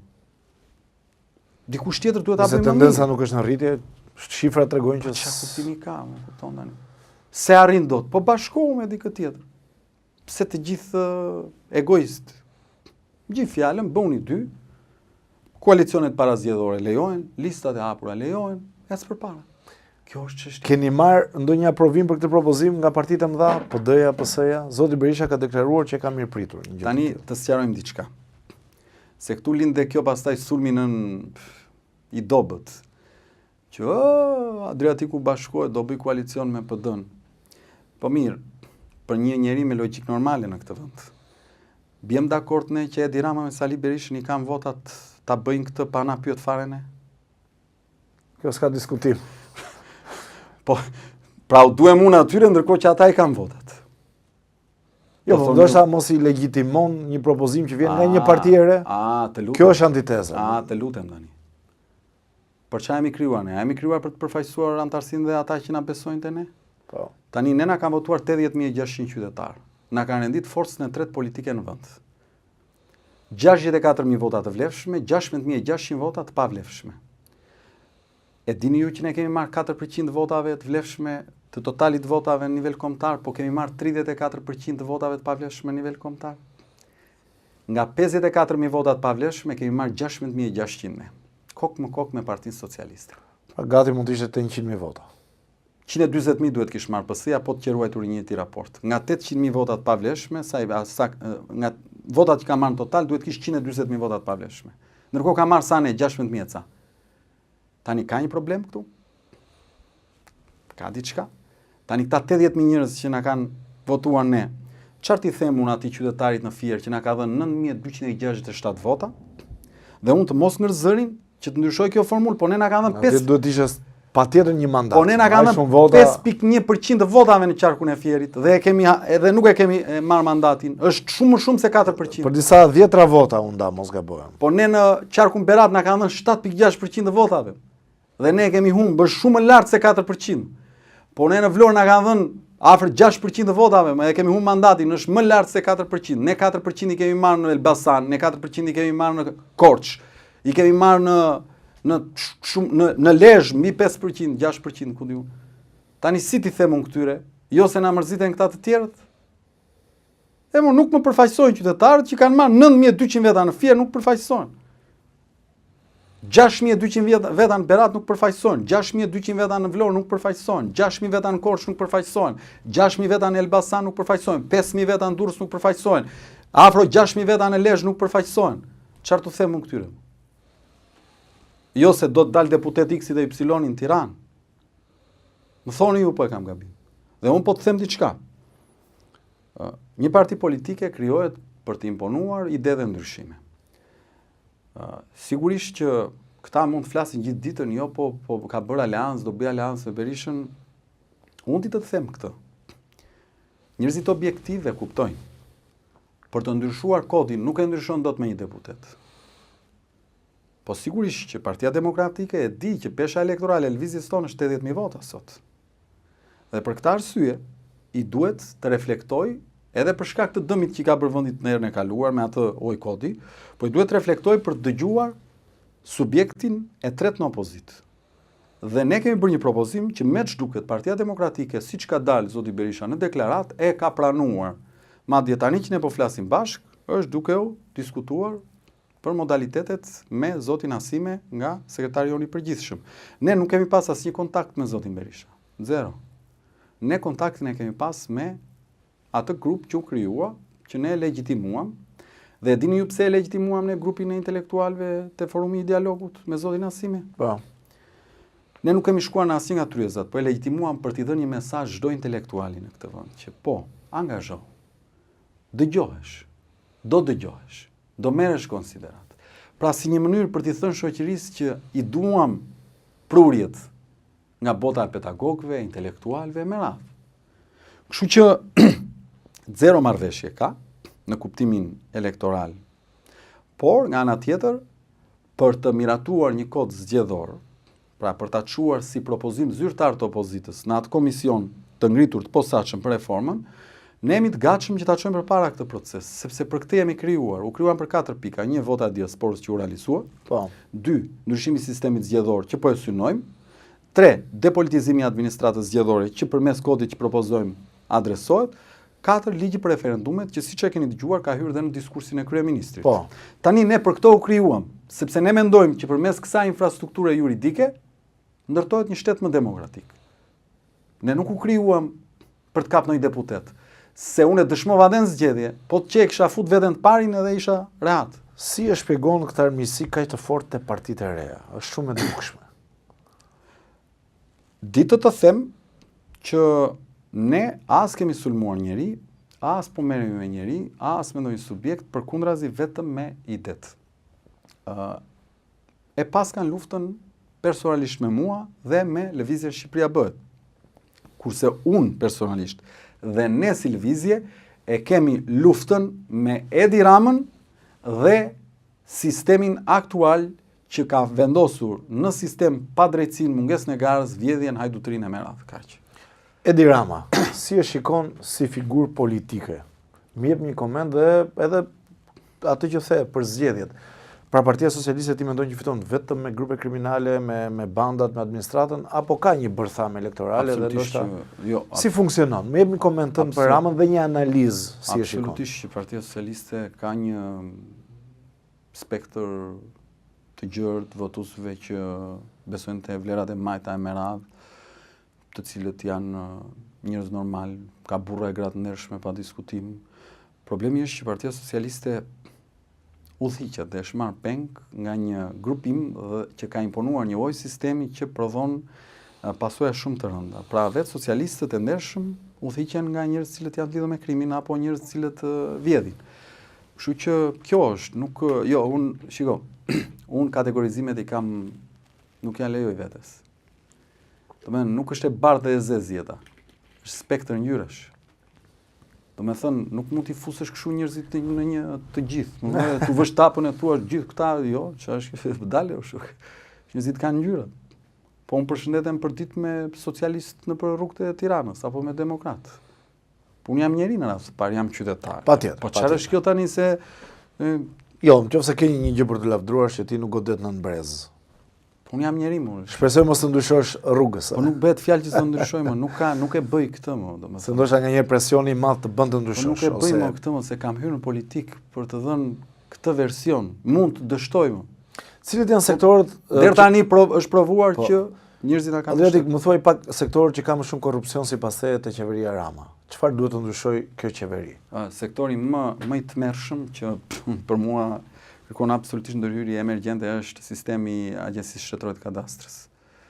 Është absolutisht sektori që i nxin jetën në përditshmëri qytetarëve, është autor i transformimit pronësive, i një sër konfliktesh që krijohen të panevojshme, është sektori ku është manipuluar prona dhe ku është vrarë Republika. Sektori i Kadastrës është një tmerr i vërtet që i nxin jetën qytetarëve të këtij vendi. E nëse një ditë do ta drejtoj Shqipërinë, do t'i hymë me të gjitha kapacitetet e nevojshme për ta transformuar, për ta bërë një sektor të pakapshëm nga krimi dhe të pa cënushëm nga asnjë lloj tentative. Modeli gjerman është i shkëlqyer në këtë drejtim. Si është? Modeli gjerman e ka shumë të mbrojtur dhe shumë të thjesht pjesën e hipotekimit edhe të ruajtjes së arkivave. Po t'jap një shembull, për shembull, të cilën ne mendojmë që mund t'ja inkorporojmë sistemit ose që mund ta përshtasim me modelin gjerman të hipotekave. Për shembull, ne e kemi në programin tonë dhe e propozojmë që e ke parasysh kur shkon te noteri dhe bën një kontratë shitblerje? Pronar ty të bën kontrata, nuk të bën certifikata që merr në ASHK. Pra, certifikata që merr në Agjencinë Shtetërore të Kadastrës është një dëshmi e shtetit shqiptar që të vërteton pronësinë të tretët, edhe me të cilën ti mund të bësh transaksion nesër. Por pronar në vetvete nuk të bën ajo copa e letrës, pronar në vetvete të bën kontrata që ti ke bërë shitblerjes. Tani ti shkon te noteri, kontratën e shitblerjes e mbaron për gjysmore, pra bërjen pronar, Ndërkohë, marrjen e certifikatës të vonon ai 1 vit, të vonon 2 vjet, po s'de lek s'ta jep. Ne themi, shumë e thjesht, ne do ja heqim këta akses militantëve të cilët punojnë në zyrat e ASHK-s, dhe do ja kalojmë noterëve. Pra ai noteri i cili ka tagrin të bëj pronar, që verifikon nga sistemet kadastrale, të ketë dhe tagrin siç printon kontratën, të printojë dhe certifikatën në moment. Dhe ti si qytetar shkon, as do shkosh më në sportel të ASHK-s për të paguar lekë korrupsiona për të gjithë miq, te noteri e ke tabelën aty përpara, siç thot për kontratën, 60.000 lekë kontrata, certifikata 30.000 lekë. Do paguash lekët sipas ligjit, do marrësh certifikatën e mirupafshim. Sektor tjetër problematik ose korruptiv? Sektor tjetër shumë problematik dhe korruptiv është sektori i shëndetësisë, i cili është i tillë për shkak se të gjithë në këtë vend, në drejtimin e vendit, bëjnë të verbrin. Unë e kam thënë shpesh dhe do vazhdoj, nuk do lodhem. Mos janë atemoni mjekët, mos i luftoni mjekët, se i shtym drejtikjes dhe po ikin dita ditës. Po hajde të gjim formulën se si ta adresojmë problemet që ata kanë. Unë nuk dua këtu të mbroj njerëz që janë babzitur në korrupsion, se ka dhe të tillë. Po dua ta vë theksin, ore, ka ndonjë problem këtu që këta na ikin dita ditës infermierët, na ikin mjekët jashtë. Ka ndonjë problem këtu? Cili është problemi? Mor zotëri, dini që i kushton sot 20, mund të jetë rrit, mund të jetë vaj 25, po diku te 20-25 euro një operim zemre, aq merr një mjek në Shqipëri sot. Kjo është e padrejtë. Po të studiosh të rjetën, të dalin trut vendit. Dhe të duhet të studiosh konferenca tërkohës, është një proces që vazhdon. Sa herë hyn në sallë, të jesh në luftë me vdekjen aty, me milimetra, te bisuria, dhe ti në fund i shpëton jetën një njeriu, se i operon zemrën, dhe shoqëria të jap pas ty 20 apo 25 euro si pagesë, po kjo është tallje. Ky është ofendim. Dhe ne të pretendojmë që këta njerëz të mos kenë probleme ekonomike? Po jo, mor zotëri, gjej formulën, mor zotëri. Do gjetur formula, mor ti. Merë rrogën e një kirurgu të zemrës në Shqipëri, përpjestoje për numrin e operimeve që bën, të del 20 deri 25 euro për operim. Ky nuk është argument që justifikon korrupsionin, po është argument. Mos gabojmë janë diku të 200 operacione në vit, mos gabojmë 200 e ca operacione në vit që bën një mjek. Kjo është një shifër jashtëzakonisht shumë e lartë. Rekord, more, mjekët tanë kanë rekorde në këtë. Jashtëzakonisht shumë e lartë. Orë zotëri janë rekorde, më kupton, dhe ti po të marrësh përpjestosh rrogën me operime, ty të del vlera qesharake. Thua, ore, po ky është kirurg, more, i zemrës. Po ky operon zemrën, more, si mund të tahesh kështu? Dhe ne na duhet të adresojmë këtë si shoqëri. Se nga trishtimi i madh që njerëzve duhet të shesin lopën për të operuar zemrën, se bëhet korrupsion, po përfundojmë te trishtimi edhe më i madh që njerëzve duhet të shesin shpinë për të ikur e për të operuar jashtë, se s'ka më mjek këtu. Nuk e di në jam i qartë në këtë që po. Shumë e qartë. Tani si tezë, Adriatik, ndalemi pak tek drejtësia, ti e njeh shumë mirë. Qasja e maxhorancës së Ramës ndaj drejtësisë. Thashë do më pyes edhe për një pikë të tretë, po unë po e lidh. Po, e themi, nuk kemi. Është pastaj qershia mbi tortë e gjithë problemit që krijohet në shoqëri është ligji për investime strategjike, pra dhe ligji për KKT-n, mënyra si paketa maleve, edhe ata e përfshin. Edhe paketa e maleve, do të thosha që mënyra si adresohen lejet e ndërtimit. Një ligj, ky për investime strategjike, një ligj hajdut. Një ligj që vjedh pronën publike në emrin e të qenit strategjike. Po çfarë është strategjike që të ndërtosh një kompleks me pallate? Ma thua do ti mua. Po pallate më burr, çfarë strategjie ka aty? Dhe ai plazhi që ti deri dje shkoje pa marrë leje, të duhet që për shkak të strategjikut të shkosh të marrësh leje të hysh. Po kjo nuk qëndron më burr. A doni ju ta bëjmë ligjin për investime strategjike? Se unë jam kundër në vetvete një ligji të posaçëm që mbron investitorët e mëdhenj. Se unë jam pro biznes. Po hajde ta kufizojmë te ndërtimi i porteve, ndërtimi i aeroporteve, ndërtimi i infrastrukturave kritike të mëdha, uzinave, fabrikave, që prodhojnë vende pune më zotëri. Pra ti bëhesh investitor strategjik nëse merr përsipër të ndërtosh një uzinë që punson 3000 njerëz. Hap vende pune. Pra shoqëria merr pas një feedback, merr pas të mira. Çfarë të mirash merr pas shoqëria se ndërton pallate? Ma thua do ti mua, po pallate mund ndërtosh dhe pas strategjikun. Më thoni ju mua, është miratuar në 2015 ligji për investime strategjike, të dalë shteti shqiptar dhe të na tregojë me tabel sa lek dhe çfarë të mira ka përfituar Republika e Shqipërisë nga ky ligj. Të dalot na e thot. Të dalot të thot, kemi fituar 1 miliard euro. Kemi hap 200.000 vende pune. Asgjë. Asgjë, mo thjesht kemi marrë tokat më të mira dhe ja kemi dhënë.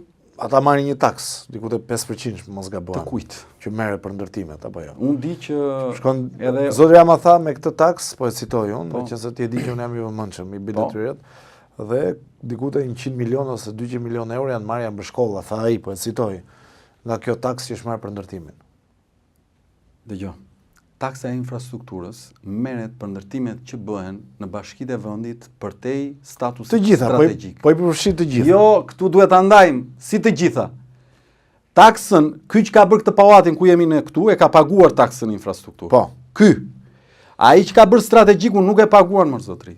Sepse i përjashtohet nga statusi. Po ta them edhe një herë, unë jam pro biznes, edhe me Kostomo, le të thonë që Adriatiku jam pro Thonë që biznes. nuk i përmend oligarkët, me që jemi këtu, nuk i sulmon oligarkët sepse ka interesa. Kjo është një nga tezat, Atëherë, antitezat, një nga sulmet. Unë po të përgjigjem, unë sulmoj objektivisht oligarkët e vërtet të këtij vendi. Pronarët e oligarkisë që janë politikanët. Siç e pat dhe nga përgjimet. Po përse ke këtë kompleksin për të s'kam. përmendur emra? Jo, se kam. Apo se ke kompleks? Se kam fare, zero, është thjesht kultura Se tjerët i thonë emrat, unë nuk Jo, i them se duket sikur është gjobvënie, dhe një, ti si thua se duket sikur është gjobvënie, ndërkohë që një kryetari një partie politike, partisë tretë në vend, të bëhet gjobvënës. Këtë po Jo, thoni. unë nuk po them, po Ajo jap që po them- antitezën, Ajo që po them. Dhe unë jam dakord me modelin. Ore, unë po të shpjegoj, më. Shiko, Dhe unë këtë model jam te ky model që the ti, po them jap po antitezën. më po ta shpjegoj. Po ndajan disa parti politike, njerëzit na dëgjojnë dhe votojnë atë që gjykojnë. Atë që duam, po. Po, tani modeli që unë përfaqësoj është ky, po të them, siç doli nga dosjet e Spakut, siç e pat Belinda Bauku, këta që konsiderohen oligark, i urdhëronte o burr, i thoshte po si dhe nën kontraktimin këtij do të iki tenderi. Ose bashkova me këtë. Tani ky është fakt apo jo? Tani çfarë janë këta oligarkësh që i komandon një ministre, një zëvendës kryeministri? Oligarkia është kur e kontrollon shtetin, kur e kontrollon politikën, në kuptimin klasik të fjalës. A ka këtu njerëz shumë të fuqishëm ekonomikisht që i bëjnë të vendin, ka plot. Por nëse nuk e kapim demin nga brirë dhe nëse nuk shkojmë te pronarët e oligarkisë që janë politikanët, ne nuk kemi thënë asnjë gjë.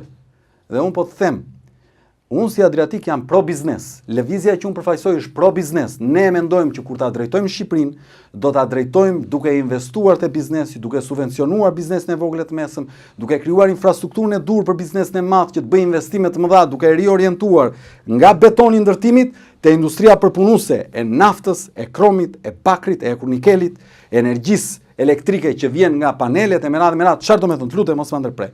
Ne jemi një forcë që beson te biznesi, por beson te biznesi i ndershëm. Dhe kur ne flasim dhe e vëm gishtin në plagë, po të marr një rastum. Çfarë ndryshon që të merresh me një investim strategjik të caktuar, duke bërtitur dhe të shkosh siç po bëjmë ne dhe të kërkosh sipas kushtetues dhe ligjit ta shfuqizosh ligjin mbi cilin këta po abuzojnë, që është ligji për investime strategjike. Cila është më e efektshme? Të merresh me thelbin, me parimin dhe të kërkosh mbështetje popullore për ta shfrytzuar, për ta shfrytëzuar, apo thjesht të dalësh dhe të bërtasësh lart e poshtë dhe pastaj të dalin këta të tjerët, se po ta bëj unë do dalin këta të tjerët pastaj, do thonë Adriatiku i vuri gjop këtij, Adriatiku i vuri gjop atij, se për këta nuk e bën njeri ose nuk i konsiderojnë që ti jesh i qetë ti për këtë. O zotri, nuk e bën njeri për një të cepi rrugës që nuk e konsideron, se nuk e rrezikon fare ai. Mund dalë bërtas gjithë ditën ai. Puna është te ata që kanë, pra te ato grupime që kanë peshë në opinion dhe që njerëzit i kanë mbështet me votë. Se po shkojmë edhe drejt fundit, nuk dua ta kaloj temën e drejtësisë.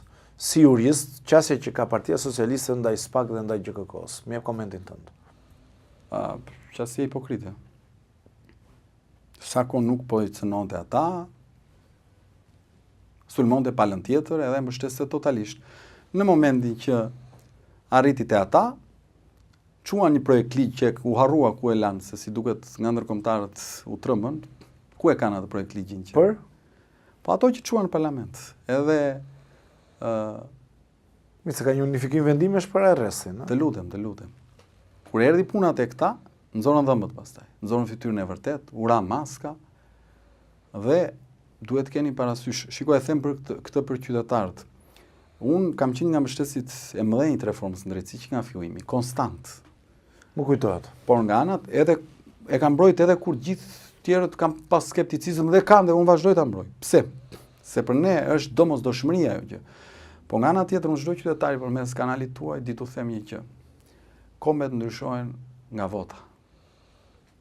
Bjem dakord. Represioni i ligjit është për të mbajtur 10% të popullsisë kudo në botë. Drejtësia nuk mund të bëjë ndryshime Po politike. nuk mund të bëj drejtësia me ndryshime politike, drejtësia Nuk është mund të subjekti i presim nga ligjit. drejtësia. Po ne nuk mund të presim ndërtimin e shtetit nga Por drejtësia. goditjen e të korruptuarve në qeveri Eksakt. e presim, a? Është korrupt. Në opozit, Është ku mund t'jenë? Është korrektuese. Nuk e ndryshon dot vendin në vetvete. Vendin e ndryshon opinioni, bindja e popullit, vota. Pse po e them këtë? Ore zotri, ti e prokuror. Nëse ti i shpau luftë krimit, e arreston, e dënon, si fillim. Dhe i dëshmon popullatës që këtu ka një problem të madh me qeverisjen në korrupsion. Dhe pastaj popullata shkon dhe e voton edhe më shumë ato që ti e ke goditur për ta çuar para drejtësisë. Cili është mesazhi që i çon atij prokurorit? Po i thua që sado që ti po më dëshmon që ky është i korruptuar, unë i jap më shumë autoritet kundër teje. Po dhe ai prokurori ka grua, ka fëmijë, ka jetë, ka familje. Këtu jeton, në Të këtë lutem, ambient. çfarë po i thua ti që e shet votën atij prokurorit? Që ti e shet votën me 50.000 lekë? Aq që në dorë aq bën. Po ai prokurori mund të tundohet se mund t'i çojnë miliona euro. Pra ti u dashke ta shesësh të ardhmen me fatin e atë dheut me 50 euro, ndërkohë nga ai kërkon që të mos e bëj.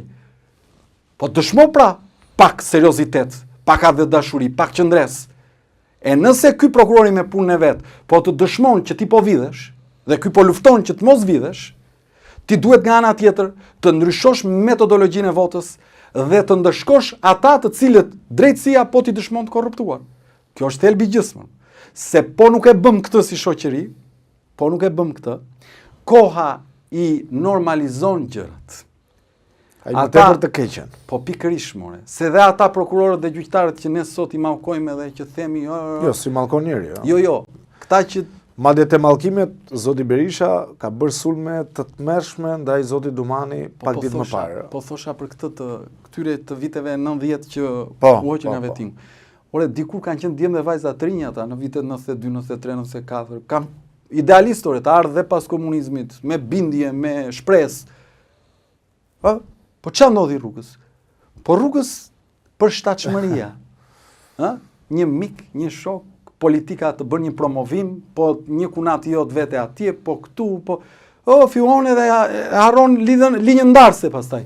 Tani, nëse ne këtë drejtësinë e re nuk arrim ta mbështesim që tani që po godet të bëjmë ndryshimin, me kalimin e kohës do vej sistemi drejt përshtatshmërisë. Do shuhet. Po çfarë do bëj? Je dakord me sulmet e zotit Berisha ndaj zotit Dumani? E ka akuzuar kriminal, mashtrues, ka nxjerr disa argumente sipas tij që ka probleme me deklarimin e pasurisë. Unë besoj te institucionet. Unë mendoj që zoti Dumani, e kam thënë edhe herë tjetër, gëzon respektin tim maksimal dhe do mbahet mend si prokurori që i dha shpresë drejtësisë në Shqipëri. Për mua, më kupton, nuk dua, zoti Berisha ka gjithë drejtën e zotit të bëjë mbrojtjen e vet. Si ta gjykoj? Unë nuk e hyj ajo pjesë. Besoj që secili ka, për shembull, ne kemi një nen në kushtetut që thotë që nuk lejohet që të vetë fajsohesh. Ose kemi një nen në kodin në ligjin penal që thotë që nuk lejon që të detyrohesh të dëshmosh për djalin tënd për shembull. Edhe po e ke parë që ka kryer një krim, Pse janë këto? Sepse shoqëria duhet të jetë shumë e kujdesshme në këtë pikë. Shoqëria duhet të jetë humane në vetvete. Ligji duhet të jetë human në vetvete. Absolutisht. Pra Jam dakord. Ne nuk mundet t'i kërkojmë dikujt të mos e mbroj veten. Si e mbron, qysh e mbron është e drejta e tij. Ajo që unë di të them është që në raport me atë që unë përfaqësoj dhe bindjen time profesionale, unë zotin Dumani e shoh dhe mendoj që do ngelet si prokurori që i dha shpresë drejtësisë në Shqipëri. Shqipëria bëhet çfarë do të merret në ditët, në muajt në vijim, aksioni juaj politik, ku do të bazohet, ku do të jeni të fokusuar, cilat janë objektivat tuaj, patjetër që do kulmojnë me 2027 që janë zgjedhjet lokale. Kodi zgjedhor është përtej çdo sulmi që mund të na bëhet. Po flas për aksionin tuaj. Ndërkohë aksioni i tij është ne na është miratuar kërkesa jonë për marrjen e formularëve për mbledhjen e 50.000 firmave për shfuqizimin e ligjit për investimet strategjike dhe 50.000 të tjera për ligjin për paketën e maleve, që do të thotë 100.000 firma. Nuk është proces i lehtë sepse kërkojnë me kartë identitetit, fotokopjuara, nuk janë thjesht firma online apo janë firma që kërkojnë verifikimi më pas një për një. Do me thënë çdo emër duhet të dhënat dhe duhet dhe karta identitetit shoqëruar, nuk është proces i lehtë. Në horizont janë zgjedhjet lokale. Po. Dhe ne nisim këtë javë, nisjen e kësaj jave që vjen, nisim në terren mbledhjen e 50.000 firmave për njërin dhe 50.000 për tjetrin, 100.000 firma në çdo septat dheut, në çdo qytet, në çdo bashki, në çdo shesh. Dhe besoj, unë do jem në stenda tërkohës, do takoj njerëz pafund dhe në 6-7 muaj që vjen ne do synojmë të arrijmë këtë objektiv dhe me shpresën që vitin tjetër vendi do të shkojë përveç zgjedhjeve lokale, më vonë do të shkojë dhe në një palë zgjedhje referendare, që do të thotë në referendum kombëtar. Ndërkohë në zgjedhjet lokale do merrni pjesë, këshillat bashkiake do synojnë në bashki, si e keni planin? Ne në zgjedhjet lokale do marrim pjesë në të gjitha këshillat bashkiake dhe i ftoj të gjithë antarët dashamirësit tanë të bëjnë pjesë e procesit, të propozojnë emra, të vinë, të bashkohen në këtë proces, sepse është një proces i gjerë. Ndërkohë, pra do të garojmë në të gjitha këshillat bashkiake. Ndërkohë, në lidhje me bashkitë është një vendim që i takon këshillit kombëtar, e mandej kuvendit kombëtar, që ne do ta thrasim dhe do të vendosim si qysh dhe tek. Nuk do të në vendimin tonë do të jemi shumë të kujdesshëm për të adresuar nevojën e vendit për ndryshim, po nga ana tjetër edhe nevojën e lëvizjes tonë për të dëshmuar që është një forcë reale politike në këtë vend. Kështu që formulën se si do të dalim do ta shpalosim në vazhdim. Për ta mbyllur, Peter Magjar, i cili është kryeministri i ri i Hungarisë, në qasjen e tij ndryshe që pati ndaj partive tradicionale në Hungari, ishte në rrjetet sociale. I bënte thirrje njerëzve që t'i bashkoheshin në rrjetet sociale dhe mori shumë nga opozita, mori shumë nga partia në qeverisje e zotit Viktor Orban. Është Adriatik Lapaj i hapur që të mirëpresin partinë e tij, demokratësh gënjur, socialistësh gënjur? Absolutisht po. Madje ndodh një gjatë procesit se një pjesë vinë, dikush ikën, një parti demokratike. Kanë kuriozitet të shikojnë çfarë ndodh atje. Ndodh kur dikush thotë që ika nga lëvizja për shkakun. Krijon kështu ndërkohë. Po pamja dy emra. Ndërkohë vinë çdo ditë, më kupton? Dhe kjo ndodh për shkak se ne jemi një parti e hapur. Pra ne nuk kemi një sekt i mbyllur që kërkon thjesht të ruajë atë status quo-n e vet, po ti duke qenë i hapur, dikush vjen, nuk e gjen veten, mund të largohet. Pra ne jemi një subjekt shumë i hapur dhe synojmë bashkimin e të gjithë njerëzve që duan ndryshimin e Shqipërisë. Dhe ju do thoni, po kjo mund të bjerë ndesh me ideologjinë, andaj këtej nuk bjen ndesh me ideologjinë, sepse ideologjia që ka nevojë Shqipëria sot është të ndryshojë. Ideologjia që ka nevojë Shqipëria sot është lufta kundër korrupsionit, është lufta kundër mungesës së garës, është lufta kundër mungesës së meritokracisë. Por një gjë po e theksoj dhe e mbylla me këtë për zotin Magjar, pra atë rezultat fantastik që ai bëri në Hungari, për te gjithë të zezave që kishte ai që e drejtonte vendin nga sa na thuhej edhe sa kemi lecuar, shteti nuk e vidhte votën. Pushteti nuk bashkëpunonte me krimin për të blerë votë. Dhe kjo është, pushteti nuk rezulton që t'jetë kapur në afera të blerjes së votës. Madje shkoi më larg, bashkëpunoi me Rusinë. Pavarësisht ndër të paktat raste Amerika dhe Rusia u bashkuan te një kandidat. Dhe nga ana tjetër, rrëzoi të dyja. Dhe nga ana tjetër, le t'u themi edhe një gjë qytetarëve, që ka ndodhur në dijenin time për herë të parë në historinë moderne politike botërore. Parlamenti i Hungarisë sot ka vetëm deputet të djathtë. E dini këtë apo jo? Se partia në pushtet e Viktor Orban ishte një parti e djathtë. Po. Partia që përfaqëson Peter Magjar është një parti e qendrës së djathtë. Dhe gjithë socialistët e Hungarisë, të gjithë të majtët e Hungarisë që ishin në opozit, u bën dhe votuan për Magjarin. Pse ndodh kjo? Kjo ndodh dhe nga pjekuria e shoqërisë. Kjo ndodh dhe nga fakti që atje, do thoni mos i sulmo gazetarët, po ka ca ndërmjet jush që janë gjobaxhit të tmerrshëm edhe që absolutisht. Po ka një gjë, në Hungari janë më keq, më beso, te mediat. Në cilën pjesë? Te mediat. Pra Magjaria doli vetëm me rrjetet sociale. Unë e kam ndjekur me shumë detaje. Unë A nuk hyn media hungareze të ato media që duhet marrë si Viktor model? Orban nuk me gjithë çka mund thuhet për të, është një njeri që nuk mbylli platforma sociale meqense Magjari po ecte mirë në rrjetet sociale, ndërkohë që në Shqipëri Edhe atë pastaj do ishte tepër. jo, po këtu ndodhi. Gjykata jon kushtetuese e gjeti mbylljen e TikTokut antikushtetuese. Mbajti ndonjë përgjegjësi, po pse e mbylli? Po e mbylli pra sepse ritmi jon në rrjetet sociale që është shumë i lartë, kaq. Mirë, edhe në fund, do doja shumë të trajtojmë çështje të tjera, por do kemi mundësi përsëri. Jam i hapur sa. Adriatik, faleminderit shumë kënaqësi që të kisha. Respekt, faleminderit shumë. Ndërkohë me këtë intervistë erdhëm në fund edhe të newscastit për ditën e sotme. Ju uroj fundjavë të mbarë të gjithëve, do takojmë në episodin e radhës.